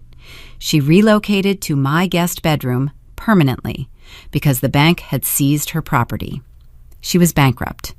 She was effectively homeless. I stared at the flattened paper, the final piece of the puzzle sliding seamlessly into its designated slot. My attorney had sent me a preliminary background check on David's finances earlier that morning, but the rot started much higher up the family tree. The false reality the Ericksons built required constant, expensive maintenance. Patricia derived her entire self-worth from her perceived social standing among the local elite. Losing her waterfront condo was not just a financial setback, it was a social death sentence. If her country club peers discovered she was destitute, she would be exiled from the only community she valued. David could not rescue her using his own funds because his wealth was a carefully constructed mirage. He drove leased vehicles and wore clothes purchased on credit. He had zero liquid capital. But his mother demanded a solution, a new property to sustain her aristocratic performance. They needed cash immediately to secure a new luxury townhome in a respectable zip code. A standard cash offer, or a substantial down payment in that exclusive market, required roughly $150,000, the exact dollar amount they attempted to extract from my home equity line of credit. The forged digital signature. The mobile notary trap. The Christmas Eve lockout in the snow. None of it was a simple act of domestic spite.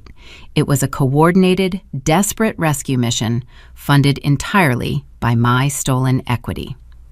David was willing to risk federal prison to purchase a counterfeit throne for his mother, sacrificing my financial security to preserve her hollow social image. I picked up the foreclosure notice and walked back into the foyer.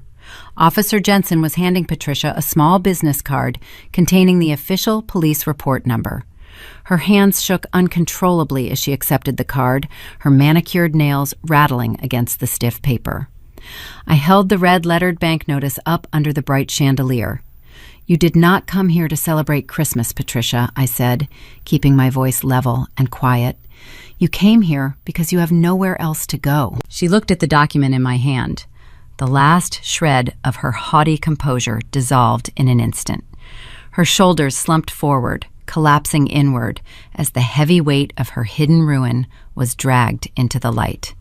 She looked small, frail, and profoundly pathetic. "You do not understand," Patricia whispered, her voice stripped of all its previous arrogance. The country club dues, the maintenance fees on the waterfront, the property taxes. It all piled up so fast. David promised he would handle it. He promised he would buy me a new place before anyone found out I lost the condo. She confessed the motive right in front of the uniformed officer. She openly admitted her son was actively procuring real estate funds through illegal means to cover her hidden bankruptcy. Officer Jensen tapped his heavy pen against his notepad. "Ma'am," he stated flatly, "I suggest you stop talking. Anything you say regarding acquiring funds through unauthorized channels will be added to the supplemental fraud report." I turned toward the front door. The reality of the situation offered no satisfaction, only a cold, clinical clarity. The Erickson family was a sinking ship, and they had tried to use my name as their life raft. "I will leave the Detective Bureau to handle the missing antique furniture," I told the officer. "Thank you for your time today." I walked out to my sedan, leaving the front door open behind me. I placed the leather appraisal binder on the passenger seat and started the engine. The drive back to the Hampton Inn felt remarkably different from the drive there. The lingering sting of the marital betrayal was gone, replaced by the sterile, precise detachment you feel when closing a bankrupt corporate file. I arrived at the hotel and went straight to my room. I placed the foreclosure notice on the desk next to the fake loan application metadata. The paper trail was flawless. My phone began to ring. The caller ID displayed David's name. I let the device chime twice before answering, letting the silence stretch just long enough to establish control. "Elena," he gasped. The sound of his voice was entirely unrecognizable. It was frantic, high-pitched, and thick with panic. He was weeping. The polished, confident trader persona was gone, shattered into pieces, by a phone call from the Duluth Police Department Property Crimes Division. "They called Chloe David," sobbed into the receiver, his breath hitching audibly. The police called her cell phone. "They told her she is a primary suspect in a felony theft investigation. She panicked. She told them everything, Elena. She told the detective, I authorized the sale of your antique silver. She told them I offered her $10,000 to use a fake ID for the notary appointment this afternoon. He paused, taking a ragged, desperate breath. He was facing mandatory state prison time for grand theft forgery and federal wire fraud. The walls of his fake empire had collapsed in a matter of hours, and the debris was crushing him. Please, Elena, he begged, his voice cracking into a pathetic, desperate whine. It was all my mother. She pushed me into this. She told me we would lose everything if I did not help her cover the condo foreclosure. She made me do it. Please, I will sign whatever you want. I will give you anything. Just do not let them send me to jail. We can make a deal.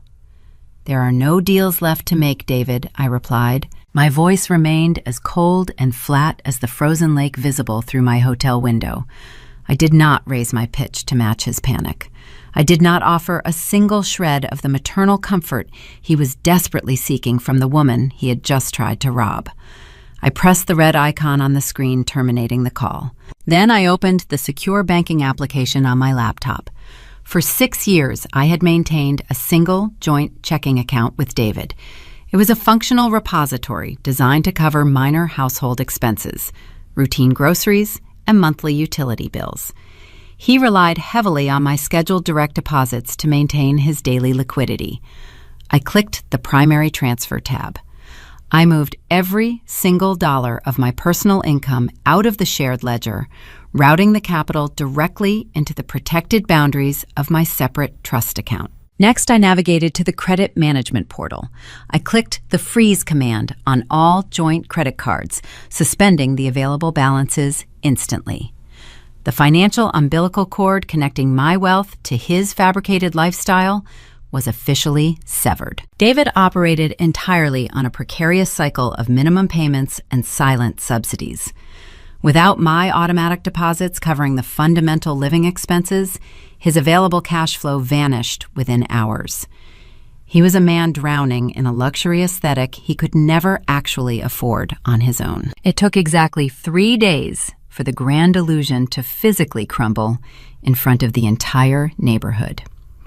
I watched the spectacle unfold in high definition on my remote security feed from the comfort of my hotel desk. It was Tuesday morning. A large flatbed tow truck pulled onto Lakeview Drive, the heavy diesel engine rumbling through the quiet, affluent subdivision.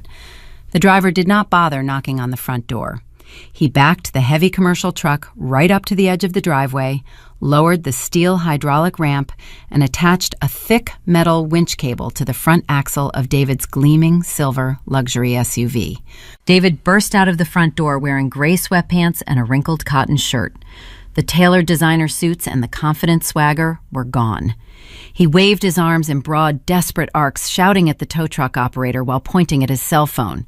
He pulled his wallet from his pocket, withdrawing a credit card to offer a payment on the spot to halt the repossession. He did not know I had frozen the accounts. The driver ignored the performance. He took the credit card, ran it through a mobile processing terminal on his clipboard, and handed it back, shaking his head. The transaction was declined. The driver then handed David a neon green repossession notice, hooked up the vehicle, and hoisted it onto the flatbed. Patricia emerged from the house wearing her plush velvet robe. She began pointing her finger at the tow truck driver, demanding he release the vehicle, threatening to call the police on him for trespassing. The driver simply tipped his hat, climbed into the cab, and drove away. The neighbors were watching. The same wealthy residents Patricia had tried to turn against me on the community forum were now standing behind their frosted windows, observing the repossession. Susan, the woman who had dragged her golden retriever away from my car, was standing on her porch watching the tow truck secure the tires. The retired orthodontist across the street stood at the end of his driveway, arms crossed, witnessing the financial ruin of the Erickson family. The pride of their fake dynasty was literally dragged down the street by a hydraulic winch.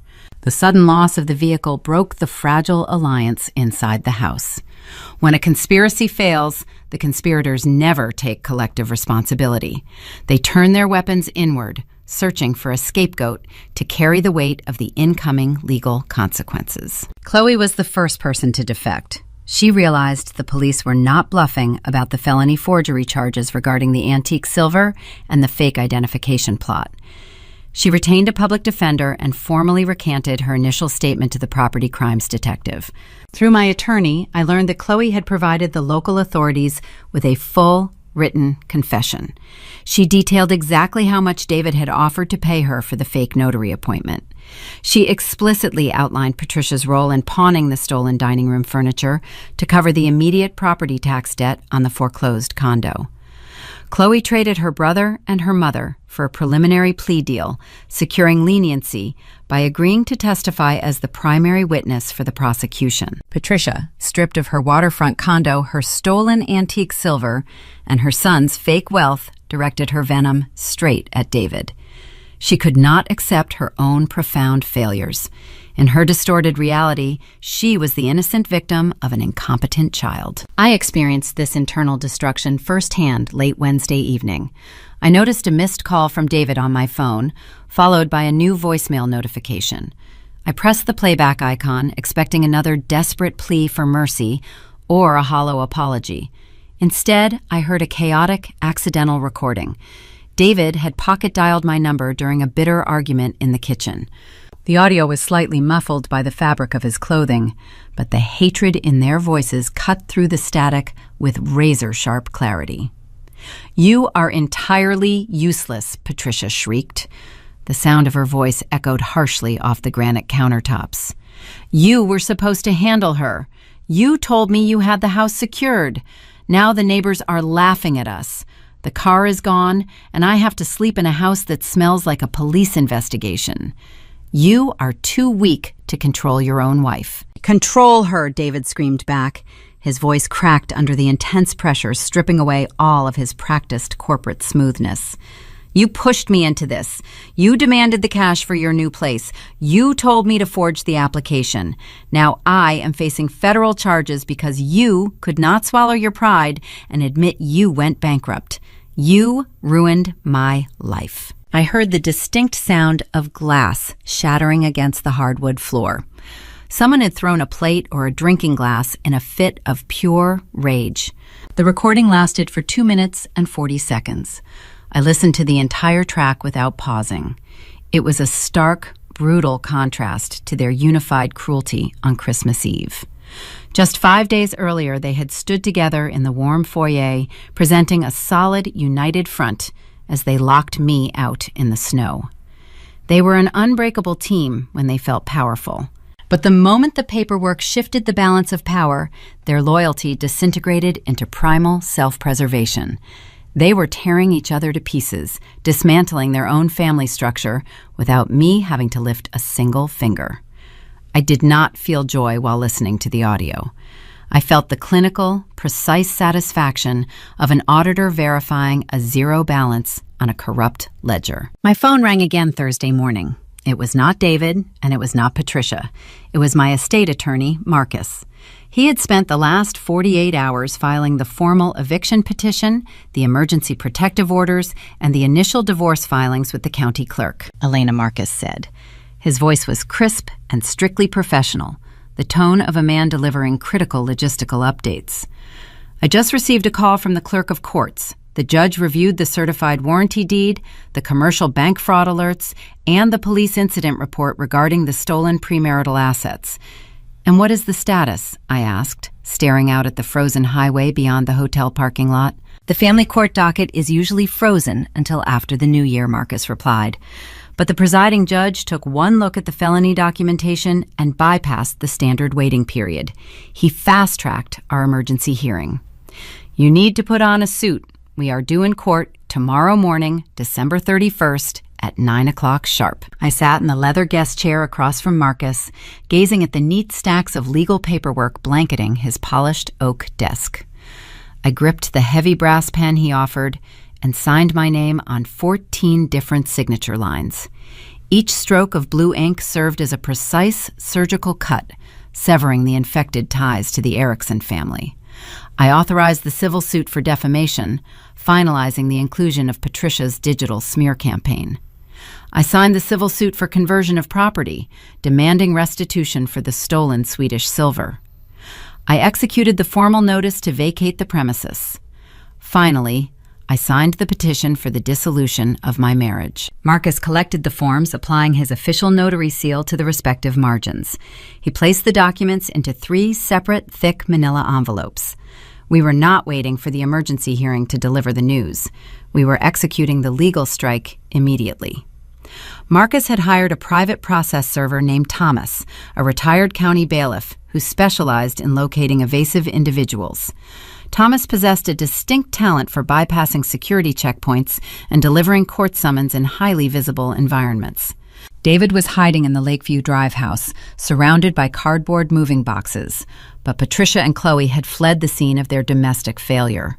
They sought refuge in the only sanctuary Patricia truly worshipped, the Northland Heights Country Club. Patricia had married into brief, unstable money decades ago. After her late husband squandered the accounts and passed away, she spent her entire adult life clinging desperately to the fringes of the upper crust, terrified of sliding back into middle-class obscurity. The country club dining room was her stage, the place where she projected an aura of unshakable generational wealth. Being seen at that specific venue was the cornerstone of her identity.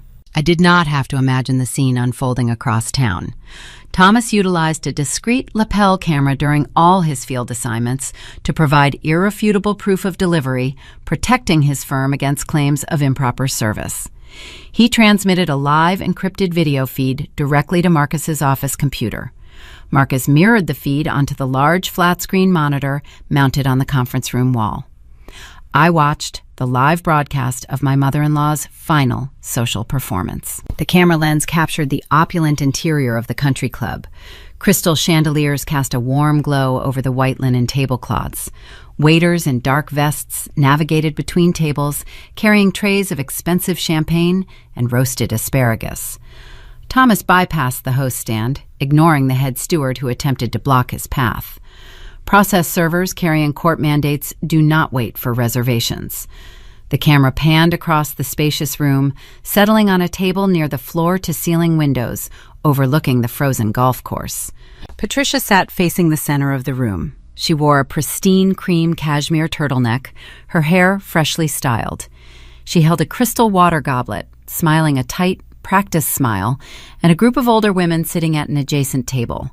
She was working hard to mend her fractured social armor, projecting calm stability just hours after her son's leased vehicle was dragged down the street by a tow truck.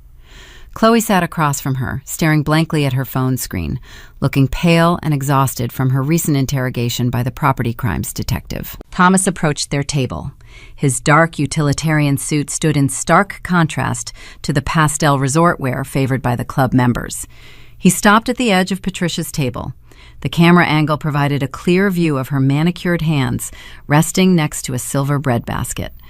Thomas spoke her full legal name. Patricia lowered her water goblet, her practiced smile faltering slightly as she assessed the stranger. She nodded, confirming her identity, likely assuming he was a messenger delivering a gift or an exclusive invitation. Thomas unlatched his leather briefcase. He extracted the 3 thick manila envelopes. He did not hand them to her gently. He dropped them squarely onto the center of the table. The heavy thud resonated through the microphone vibrating across the video feed. The physical weight of the paper shook the crystal glasses sloshing the sparkling water over the rims. The crisp white linen tablecloth suddenly bore the tangible burden of their crimes. "You have been served," Thomas announced. His voice was loud, clear, and projected across the quiet dining room. He listed the contents of the envelopes for the official record: civil suit for defamation, civil suit for conversion of property, notice of immediate eviction, and a petition for divorce filed against your son. Have a pleasant afternoon." The surrounding tables fell silent. The ambient hum of wealthy chatter ceased entirely. The country club elite paused their expensive lunches, turning their heads to stare at the Erickson table. Susan, the neighbor who had dragged her dog away from my car the previous day, was sitting just 2 tables over. I watched Susan raise a cloth napkin to her mouth, whispering furiously to her dining companion. Patricia's face crumbled. The arrogant, untouchable matriarch vanished. Her cheeks burned a deep, mortified crimson. She lunged forward, grabbing the thick manila envelopes, attempting to shove them under the table to hide the bold legal warnings stamped on the covers. But the damage was done. The illusion was shattered in front of the exact audience she had sacrificed my equity to impress. Her bankruptcy, her theft, and her eviction were now matters of public gossip. Thomas turned and walked out of the dining room, the camera feed cutting to black as he exited the building. Marcus closed the video window on his computer. He folded his hands on his desk, offering a brief, satisfied nod. The conflict had moved entirely out of the emotional realm. We had trapped them in the sterile, unforgiving machinery of the justice system. We spent the next 2 hours preparing the exhibits for the emergency hearing scheduled for the following morning. Just as I was putting on my winter coat to leave the law office, my cell phone vibrated. It was a new voicemail from Patricia. She had retreated to the country club parking lot to unleash her fury. I pressed the speaker icon, allowing Marcus to hear the recording. Patricia sounded unhinged, her voice thick with delusional defiance. She did not express remorse. She did not beg for a financial settlement. She doubled down on the only strategy she knew. "You think throwing paper at me makes you powerful?" Patricia hissed into the receiver, her breath hitching with rage. "You are a soulless, empty woman. Tomorrow morning, I am going to stand in front of that judge and I will tell him exactly what kind of monster you are. I will fight this eviction. I will fight these lawsuits. No judge in this state will side with a cold spreadsheet over a caring mother trying to protect her family from your abuse. You will lose everything tomorrow." December 31st arrived with a bitter frost clinging to the windows of the St. Louis County Courthouse. I walked through the heavy glass doors alongside Marcus, my heels clicking a steady rhythm against the polished marble floors. The air inside the building smelled of old wood polish and administrative anxiety. We took the elevator to the 4th floor, navigating the quiet corridors toward courtroom number 7. David and Patricia were already waiting outside the heavy oak doors. They had dressed meticulously for their final performance. Patricia wore a dark, tailored skirt suit, clutching a modest leather handbag to her chest. She had applied her makeup to appear intentionally fatigued, casting herself in the role of the frail, terrorized matriarch. David stood beside her, wearing his charcoal gray wool suit. It was a calculated wardrobe choice, designed to project the image of a respectable, upstanding citizen, rather than a man facing imminent felony charges. They were preparing to leverage the emotional theater of family court. I did not acknowledge them. I walked past their bench and entered the courtroom, taking my seat beside Marcus at the petitioner table. The wooden chair felt solid and grounding beneath me. Judge Harold Vance presided over the emergency docket. He was a stern, silver-haired jurist with a reputation for running an incredibly efficient courtroom. He possessed zero tolerance for frivolous litigation or manufactured courtroom drama. He settled into his high-backed leather chair, adjusted his reading glasses, and called the docket number for our emergency eviction and protective order hearing. David and Patricia's defense attorney, a frantic-looking man they must have hired using whatever liquid cash they had left, stood up and immediately requested permission to call his primary witness. Judge Vance nodded, granting the motion. Patricia walked toward the witness stand with a slow, exaggerated limp. She raised her right hand, swore the oath, and settled into the wooden box. The moment she sat down, the theatrical crying routine began. It was a masterful display of weaponized grief. Tears welled in her eyes, spilling over her carefully powdered cheeks. She clutched a crumpled tissue in her hands, twisting the paper nervously while she spoke. "Your Honor," Patricia wept, her voice quivering with synthetic terror. "I am just a mother, trying to keep her family together during a terrible crisis. My daughter-in-law suffered a catastrophic mental breakdown. She is attempting to throw me out into the sub-zero winter cold because I tried to help her seek psychiatric treatment. She has locked us out of our own home, cut off my son's finances, and filed these cruel, fabricated lawsuits to ruin our good name in this community. We are terrified of her. We just want to stay in our house where we feel safe." She painted a vivid, harrowing portrait of a family held hostage by an unstable monster. She leaned into the microphone, letting her sobs echo through the cavernous room, attempting to drown the legal facts in a flood of emotional noise. Her defense attorney stood nearby, nodding sympathetically, letting her build the false narrative. I glanced at Marcus. A standard defense strategy would involve jumping up, slamming a hand on the table, and shouting an objection to halt the defamatory testimony. Marcus did not move a muscle. He sat perfectly still, his hands resting calmly over his legal pad. We had discussed the strategy beforehand. When a narcissist is performing for an audience, you do not interrupt them.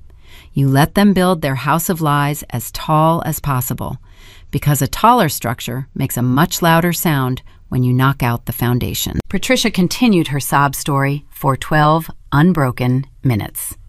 She detailed my supposed rage, my cold detachment, and my cruel manipulation of their finances.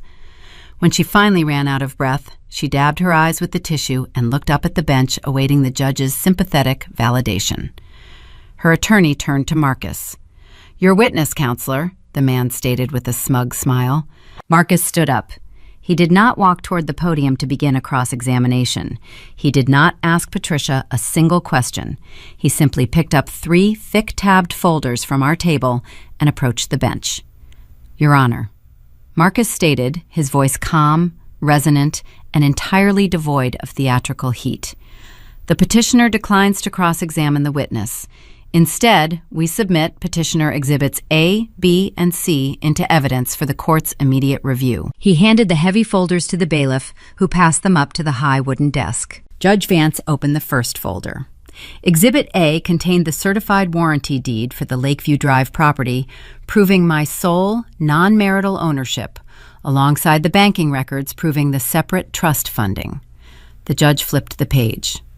Exhibit B held the forged home equity line of credit application, complete with the digital footprint metadata tracing the IP address directly to David's home router, paired with the dispatch email from the notary agency confirming the identity theft protocol. The courtroom fell into a profound, suffocating silence.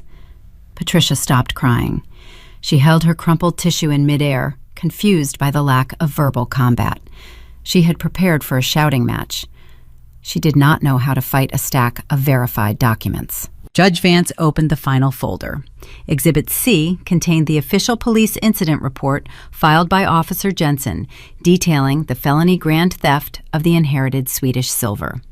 Clipped to the back of the police report was a printed copy of Chloe's sworn, signed confession to the property crimes detective outlining the entire criminal conspiracy orchestrated by the 2 people sitting in the courtroom. The silence stretched on. The only sound in the vast room was the crisp rustle of thick paper turning over as Judge Vance read every single line. He read the deed. He read the digital fraud logs. He read the police report. Patricia shifted uncomfortably in the witness box. She looked at David, who was staring down at his polished leather shoes, realizing the trap had closed around them. Judge Vance finished reading. He closed the 3rd folder and rested his hands flat on top of the cardboard covers. He looked at the documents, then slowly raised his head to look at Patricia sitting in the witness stand. A heavy, exhausted sigh escaped the judge's lips. It was the distinct sound of a seasoned jurist whose patience for human deception had been entirely depleted. The sigh echoed softly through the microphone, a quiet pebble of reality, crushing the mountain of lies. Patricia opened her mouth, inhaling sharply, preparing to launch into another round of theatrical sobbing to regain control of the narrative. "But, Your Honor," she began, forcing a fresh tear to roll down her cheek, "the stress of this situation has forced my son to make some desperate choices, but we only did it because—" "Stop talking," Judge Vance commanded. He cut her off mid-sob. His voice was sharp, cutting through the air like a steel blade. It was not a request. It was a judicial mandate. The fake tears vanished from Patricia's face instantly, replaced by genuine shock. "Ma'am, you do not own the property in question," the judge declared, his tone laced with unyielding authority. Your son does not own the property in question. The documentation provided to this court proves unequivocally that the petitioner holds sole, separate title to the residence. Furthermore, the evidence strongly indicates that you and your son have engaged in a coordinated effort to defraud a commercial financial institution and steal the petitioner's premarital assets. Patricia's defense attorney jumped up from his chair, his face pale. "Your Honor, those criminal allegations have not been adjudicated," he stammered, trying to salvage his doomed clients. "This is a civil hearing, counselor," the judge fired back, shutting the lawyer down without looking away from Patricia. And the civil threshold for granting an emergency protective order and eviction has been far exceeded. This court will not allow individuals actively under investigation for defrauding the property owner to remain inside the contested residence. David buried his face in his hands. The polished wool suit could not hide the trembling in his shoulders. The false reality he had maintained for 6 years was publicly dismantled, reduced to a stack of police reports and bank fraud alerts on a judge's desk. Noise had officially been defeated by documentation. Judge Vance picked up his pen. He did not deliberate. He did not offer them a grace period to secure alternative housing. He wrote swiftly on the official order his signature, finalizing the destruction of the Erickson empire. "I am granting the petitioner's request for an immediate eviction and a protective order," Judge Vance announced, his voice echoing off the marble walls. "The respondents are hereby ordered to vacate the premises located on Lakeview Drive within 24 hours. If you, your son, or any of your belongings remain on that property by 10 o'clock tomorrow morning, law enforcement will arrive to remove you by physical force." This hearing is adjourned. The morning of January 1st dawned with a brutal, unforgiving freeze. The dashboard thermometer in my sedan registered -8 degrees as I turned onto Lakeview Drive. The sky was a pale, cloudless gray, offering zero warmth to the frozen landscape. I drove slowly, my tires crunching over the packed ice covering the asphalt. Following closely behind my rear bumper was a marked St. Louis County Sheriff patrol vehicle. I had requested a formal civil standby to enforce the 24-hour eviction mandate issued by Judge Vance. We pulled up to the property line. The scene unfolding in my driveway was a stark departure from the curated elegance Patricia had spent 6 years trying to project to the world. There were no professional moving companies. There were no branded box trucks or uniformed laborers carefully wrapping mahogany furniture in thick, quilted blankets. Professional relocation services require large cash deposits or active credit lines. I had frozen the joint accounts, and the commercial lender had terminated their fraudulent equity application. They possessed zero liquidity. Instead, a rusted, dented rental van sat idling on the concrete, its damaged exhaust pipe puffing thick white smoke into the frigid air. Patricia, David, and Chloe were engaged in a frantic, humiliating exodus.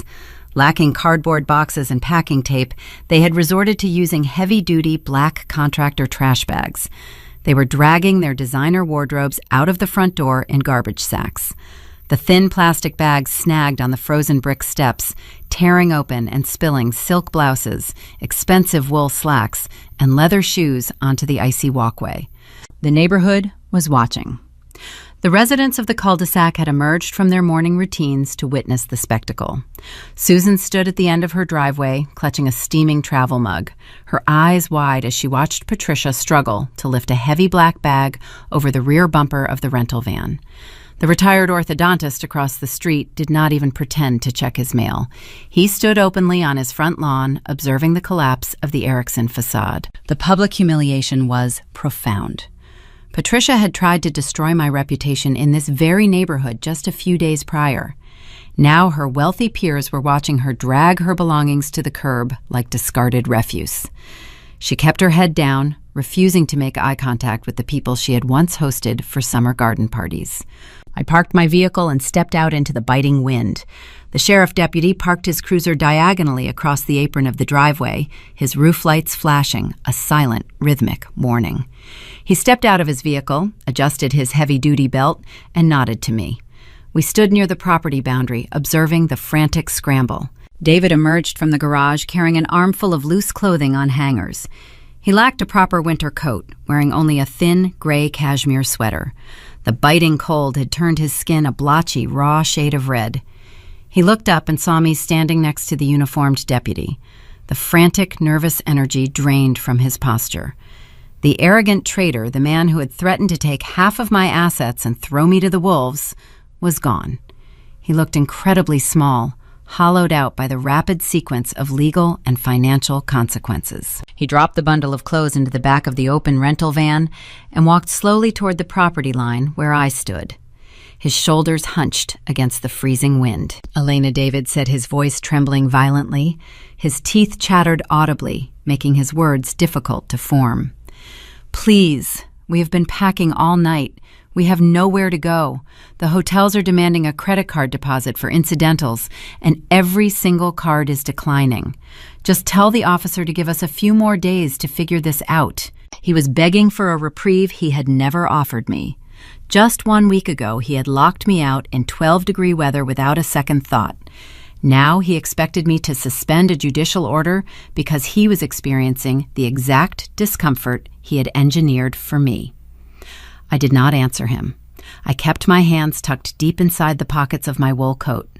David reached out, extending a bare, shivering hand as if to touch my sleeve. The deputy took a single, deliberate step forward, resting his thick leather glove near his radio. David froze, pulling his arm back instantly. He turned back toward the rental van, his chest heaving with defeated, ragged breaths. He reached into the cargo area to adjust the loose bundle of clothing he had just tossed inside. He grabbed a cheap black plastic hanger holding one of his expensive, custom-tailored dress shirts. The sub-zero temperature had turned the cheap plastic brittle and rigid. As David yanked on the hook to hang it from a metal rail, the hanger snapped in half. The sharp cracking sound echoed loudly in the frigid morning air. The jagged plastic pieces fell onto the dirty metal floor of the van, and the expensive dress shirt dropped straight into a puddle of melted, salted snow tracking in from their boots. It was a perfect distillation of his entire existence. A flimsy, cheap foundation shattering under the slightest drop in temperature, ruining the expensive fabric it was meant to hold up. David stared at the broken plastic, a look of profound despair washing over his face. He looked back at me, tears welling in his red-rimmed eyes. "I am sorry," David whispered, his breath pluming in the cold. "I never meant for it to end like this. I just wanted to fix things for my mother." I did not offer him forgiveness. I did not offer him anger or closure. I simply withdrew my right hand from my coat pocket and extended my index finger, pointing silently to the edge of the public sidewalk. The boundary was drawn. My property ended where the concrete met the street. He understood the silent gesture perfectly. He lowered his head, turned his back to me, and walked heavily toward the rusted rental truck. Patricia was standing near the curb, shivering uncontrollably. She wore a thin designer coat that was crafted for brief walks from a heated car to a heated dining room, not for manual labor in negative temperatures. Her hair, usually perfectly styled and voluminous, was flattened and disheveled by the biting wind. She rubbed her arms vigorously, watching her son load the final black trash bags into the cargo hold. Chloe sat in the passenger seat of the rental truck, the engine running, the heater blasting on high. She stared straight ahead through the windshield, refusing to make eye contact with her mother or her brother outside. The criminal alliance was fractured beyond repair. Chloe had secured her preliminary plea deal with the property crimes detective and was merely waiting for the nightmare to end so she could distance herself from her ruined relatives. The deputy checked his wristwatch, tapping the glass face with his gloved finger. "You have 10 minutes remaining on the court order," the officer announced, his voice carrying clearly over the idling diesel engine. "Finalize your loading process and vacate the premises immediately." Patricia nodded, frantically pulling her thin coat tighter around her torso to preserve whatever body heat she had left.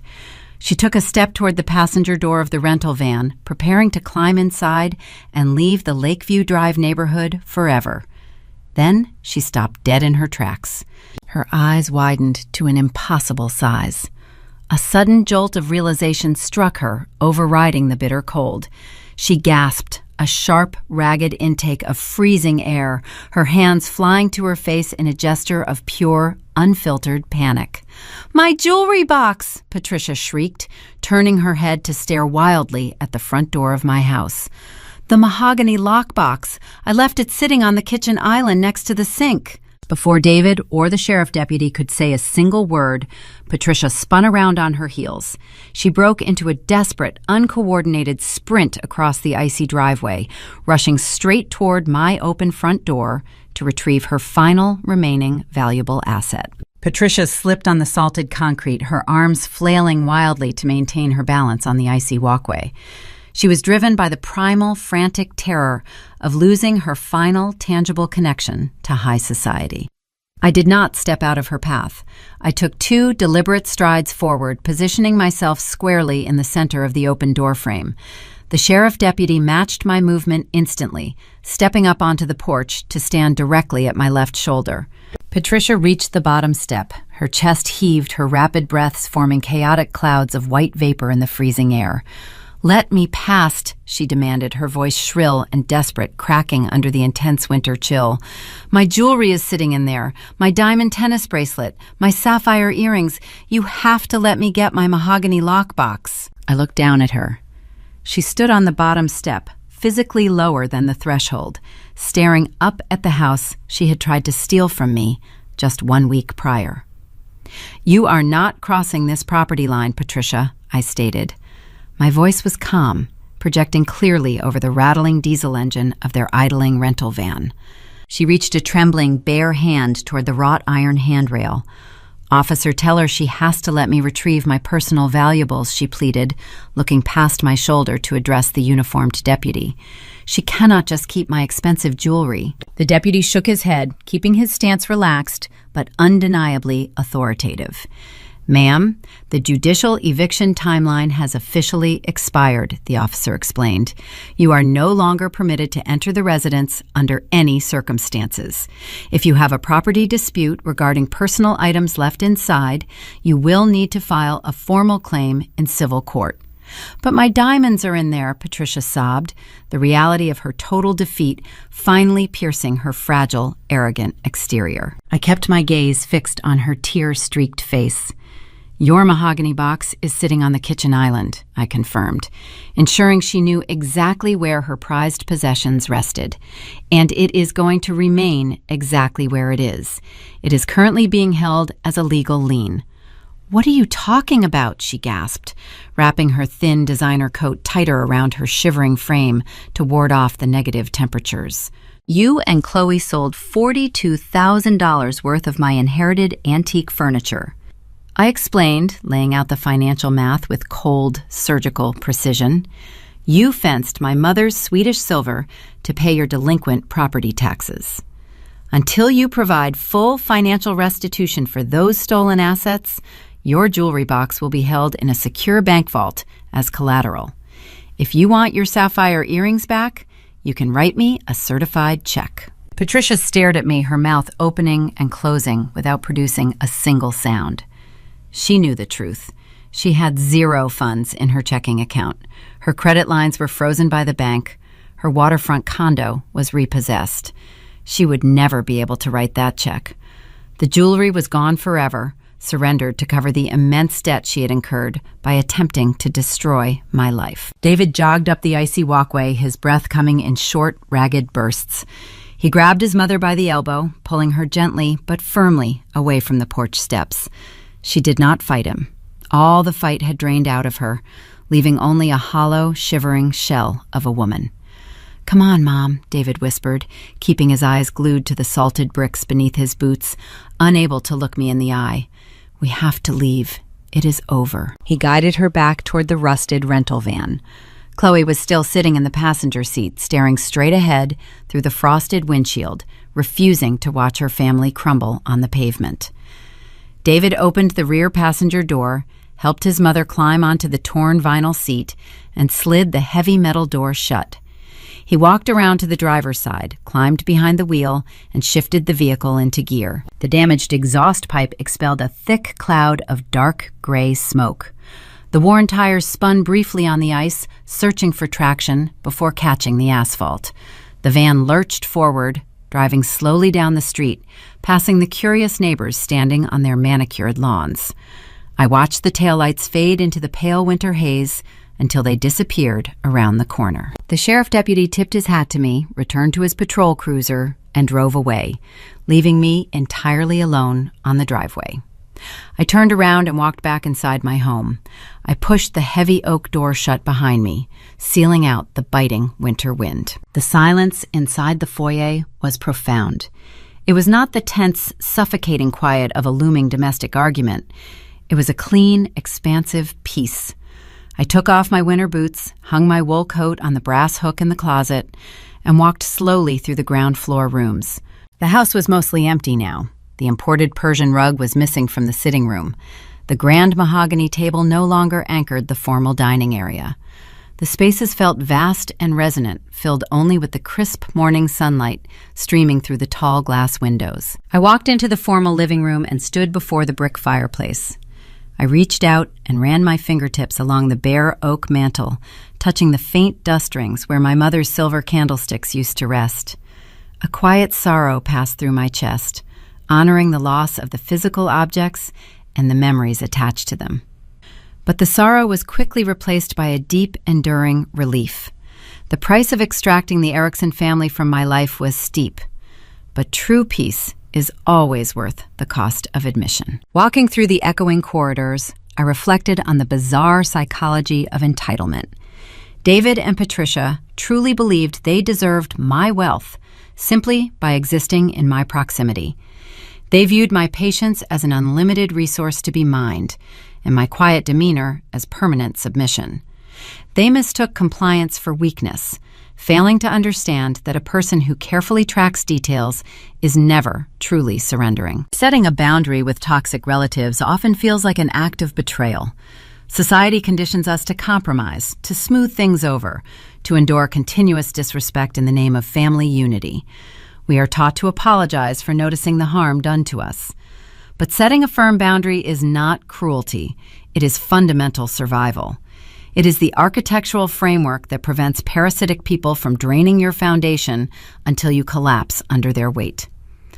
I had drawn my line using certified deeds, bank logs, and judicial orders, and the structure held firm. A heavy commercial van pulled into the driveway, its tires crunching over the lingering ice. The bright yellow logo on the side panel belonged to a local security and locksmith company. I had scheduled the appointment 5 days ago, anticipating this exact moment. A technician in a thick canvas jacket walked up the brick path carrying a heavy metal toolbox. I opened the front door to greet him. He did not ask questions about the missing furniture or the empty rooms. He simply nodded, set his tools down on the welcome mat, and began his work. I stood in the foyer and watched the process. The technician used a power drill to remove the old locking mechanism. The interior tumblers and the external keyhole were extracted from the thick oak door and tossed into a scrap bin. He unwrapped a brand new, high-security brass deadbolt assembly from a sealed plastic package. The metal was bright, untarnished, and pristine. He fitted the new cylinder into the circular cutout securing the heavy steel strike plate to the reinforced door frame with thick, elongated screws designed to withstand immense physical force. He tightened the interior housing, testing the alignment to ensure the mechanism operated with seamless precision. "Here are your new keys, ma'am," the technician said, handing me a pair of shiny brass keys on a simple metal ring. I thanked him and paid the invoice. He packed up his tools, walked back to his service van, and drove away. I stood, alone in the foyer, holding the new keys in the palm of my hand. The metal felt cool and solid against my skin. I reached out and grasped the thumb turn on the interior of the new deadbolt. I rotated my wrist slowly. The heavy steel bolt slid smoothly from the housing, extending deep into the reinforced strike plate. The mechanism settled into its designated slot with a sharp, clean click. It was the most beautiful sound I had ever heard. The door was sealed. The boundary was permanent. The noise was locked out forever. And the house was finally mine. Thank you for tuning in to Cute Told Stories. If you have ever had to draw a hard line to protect your own peace, or if you have a story about untangling yourself from entitled people, tell us about it in the comments below. Your experiences remind all of us that we do not have to apologize for protecting our own foundations. Hit the subscribe button to hear more stories about finding strength in the quiet truth, and I will see you in the next one.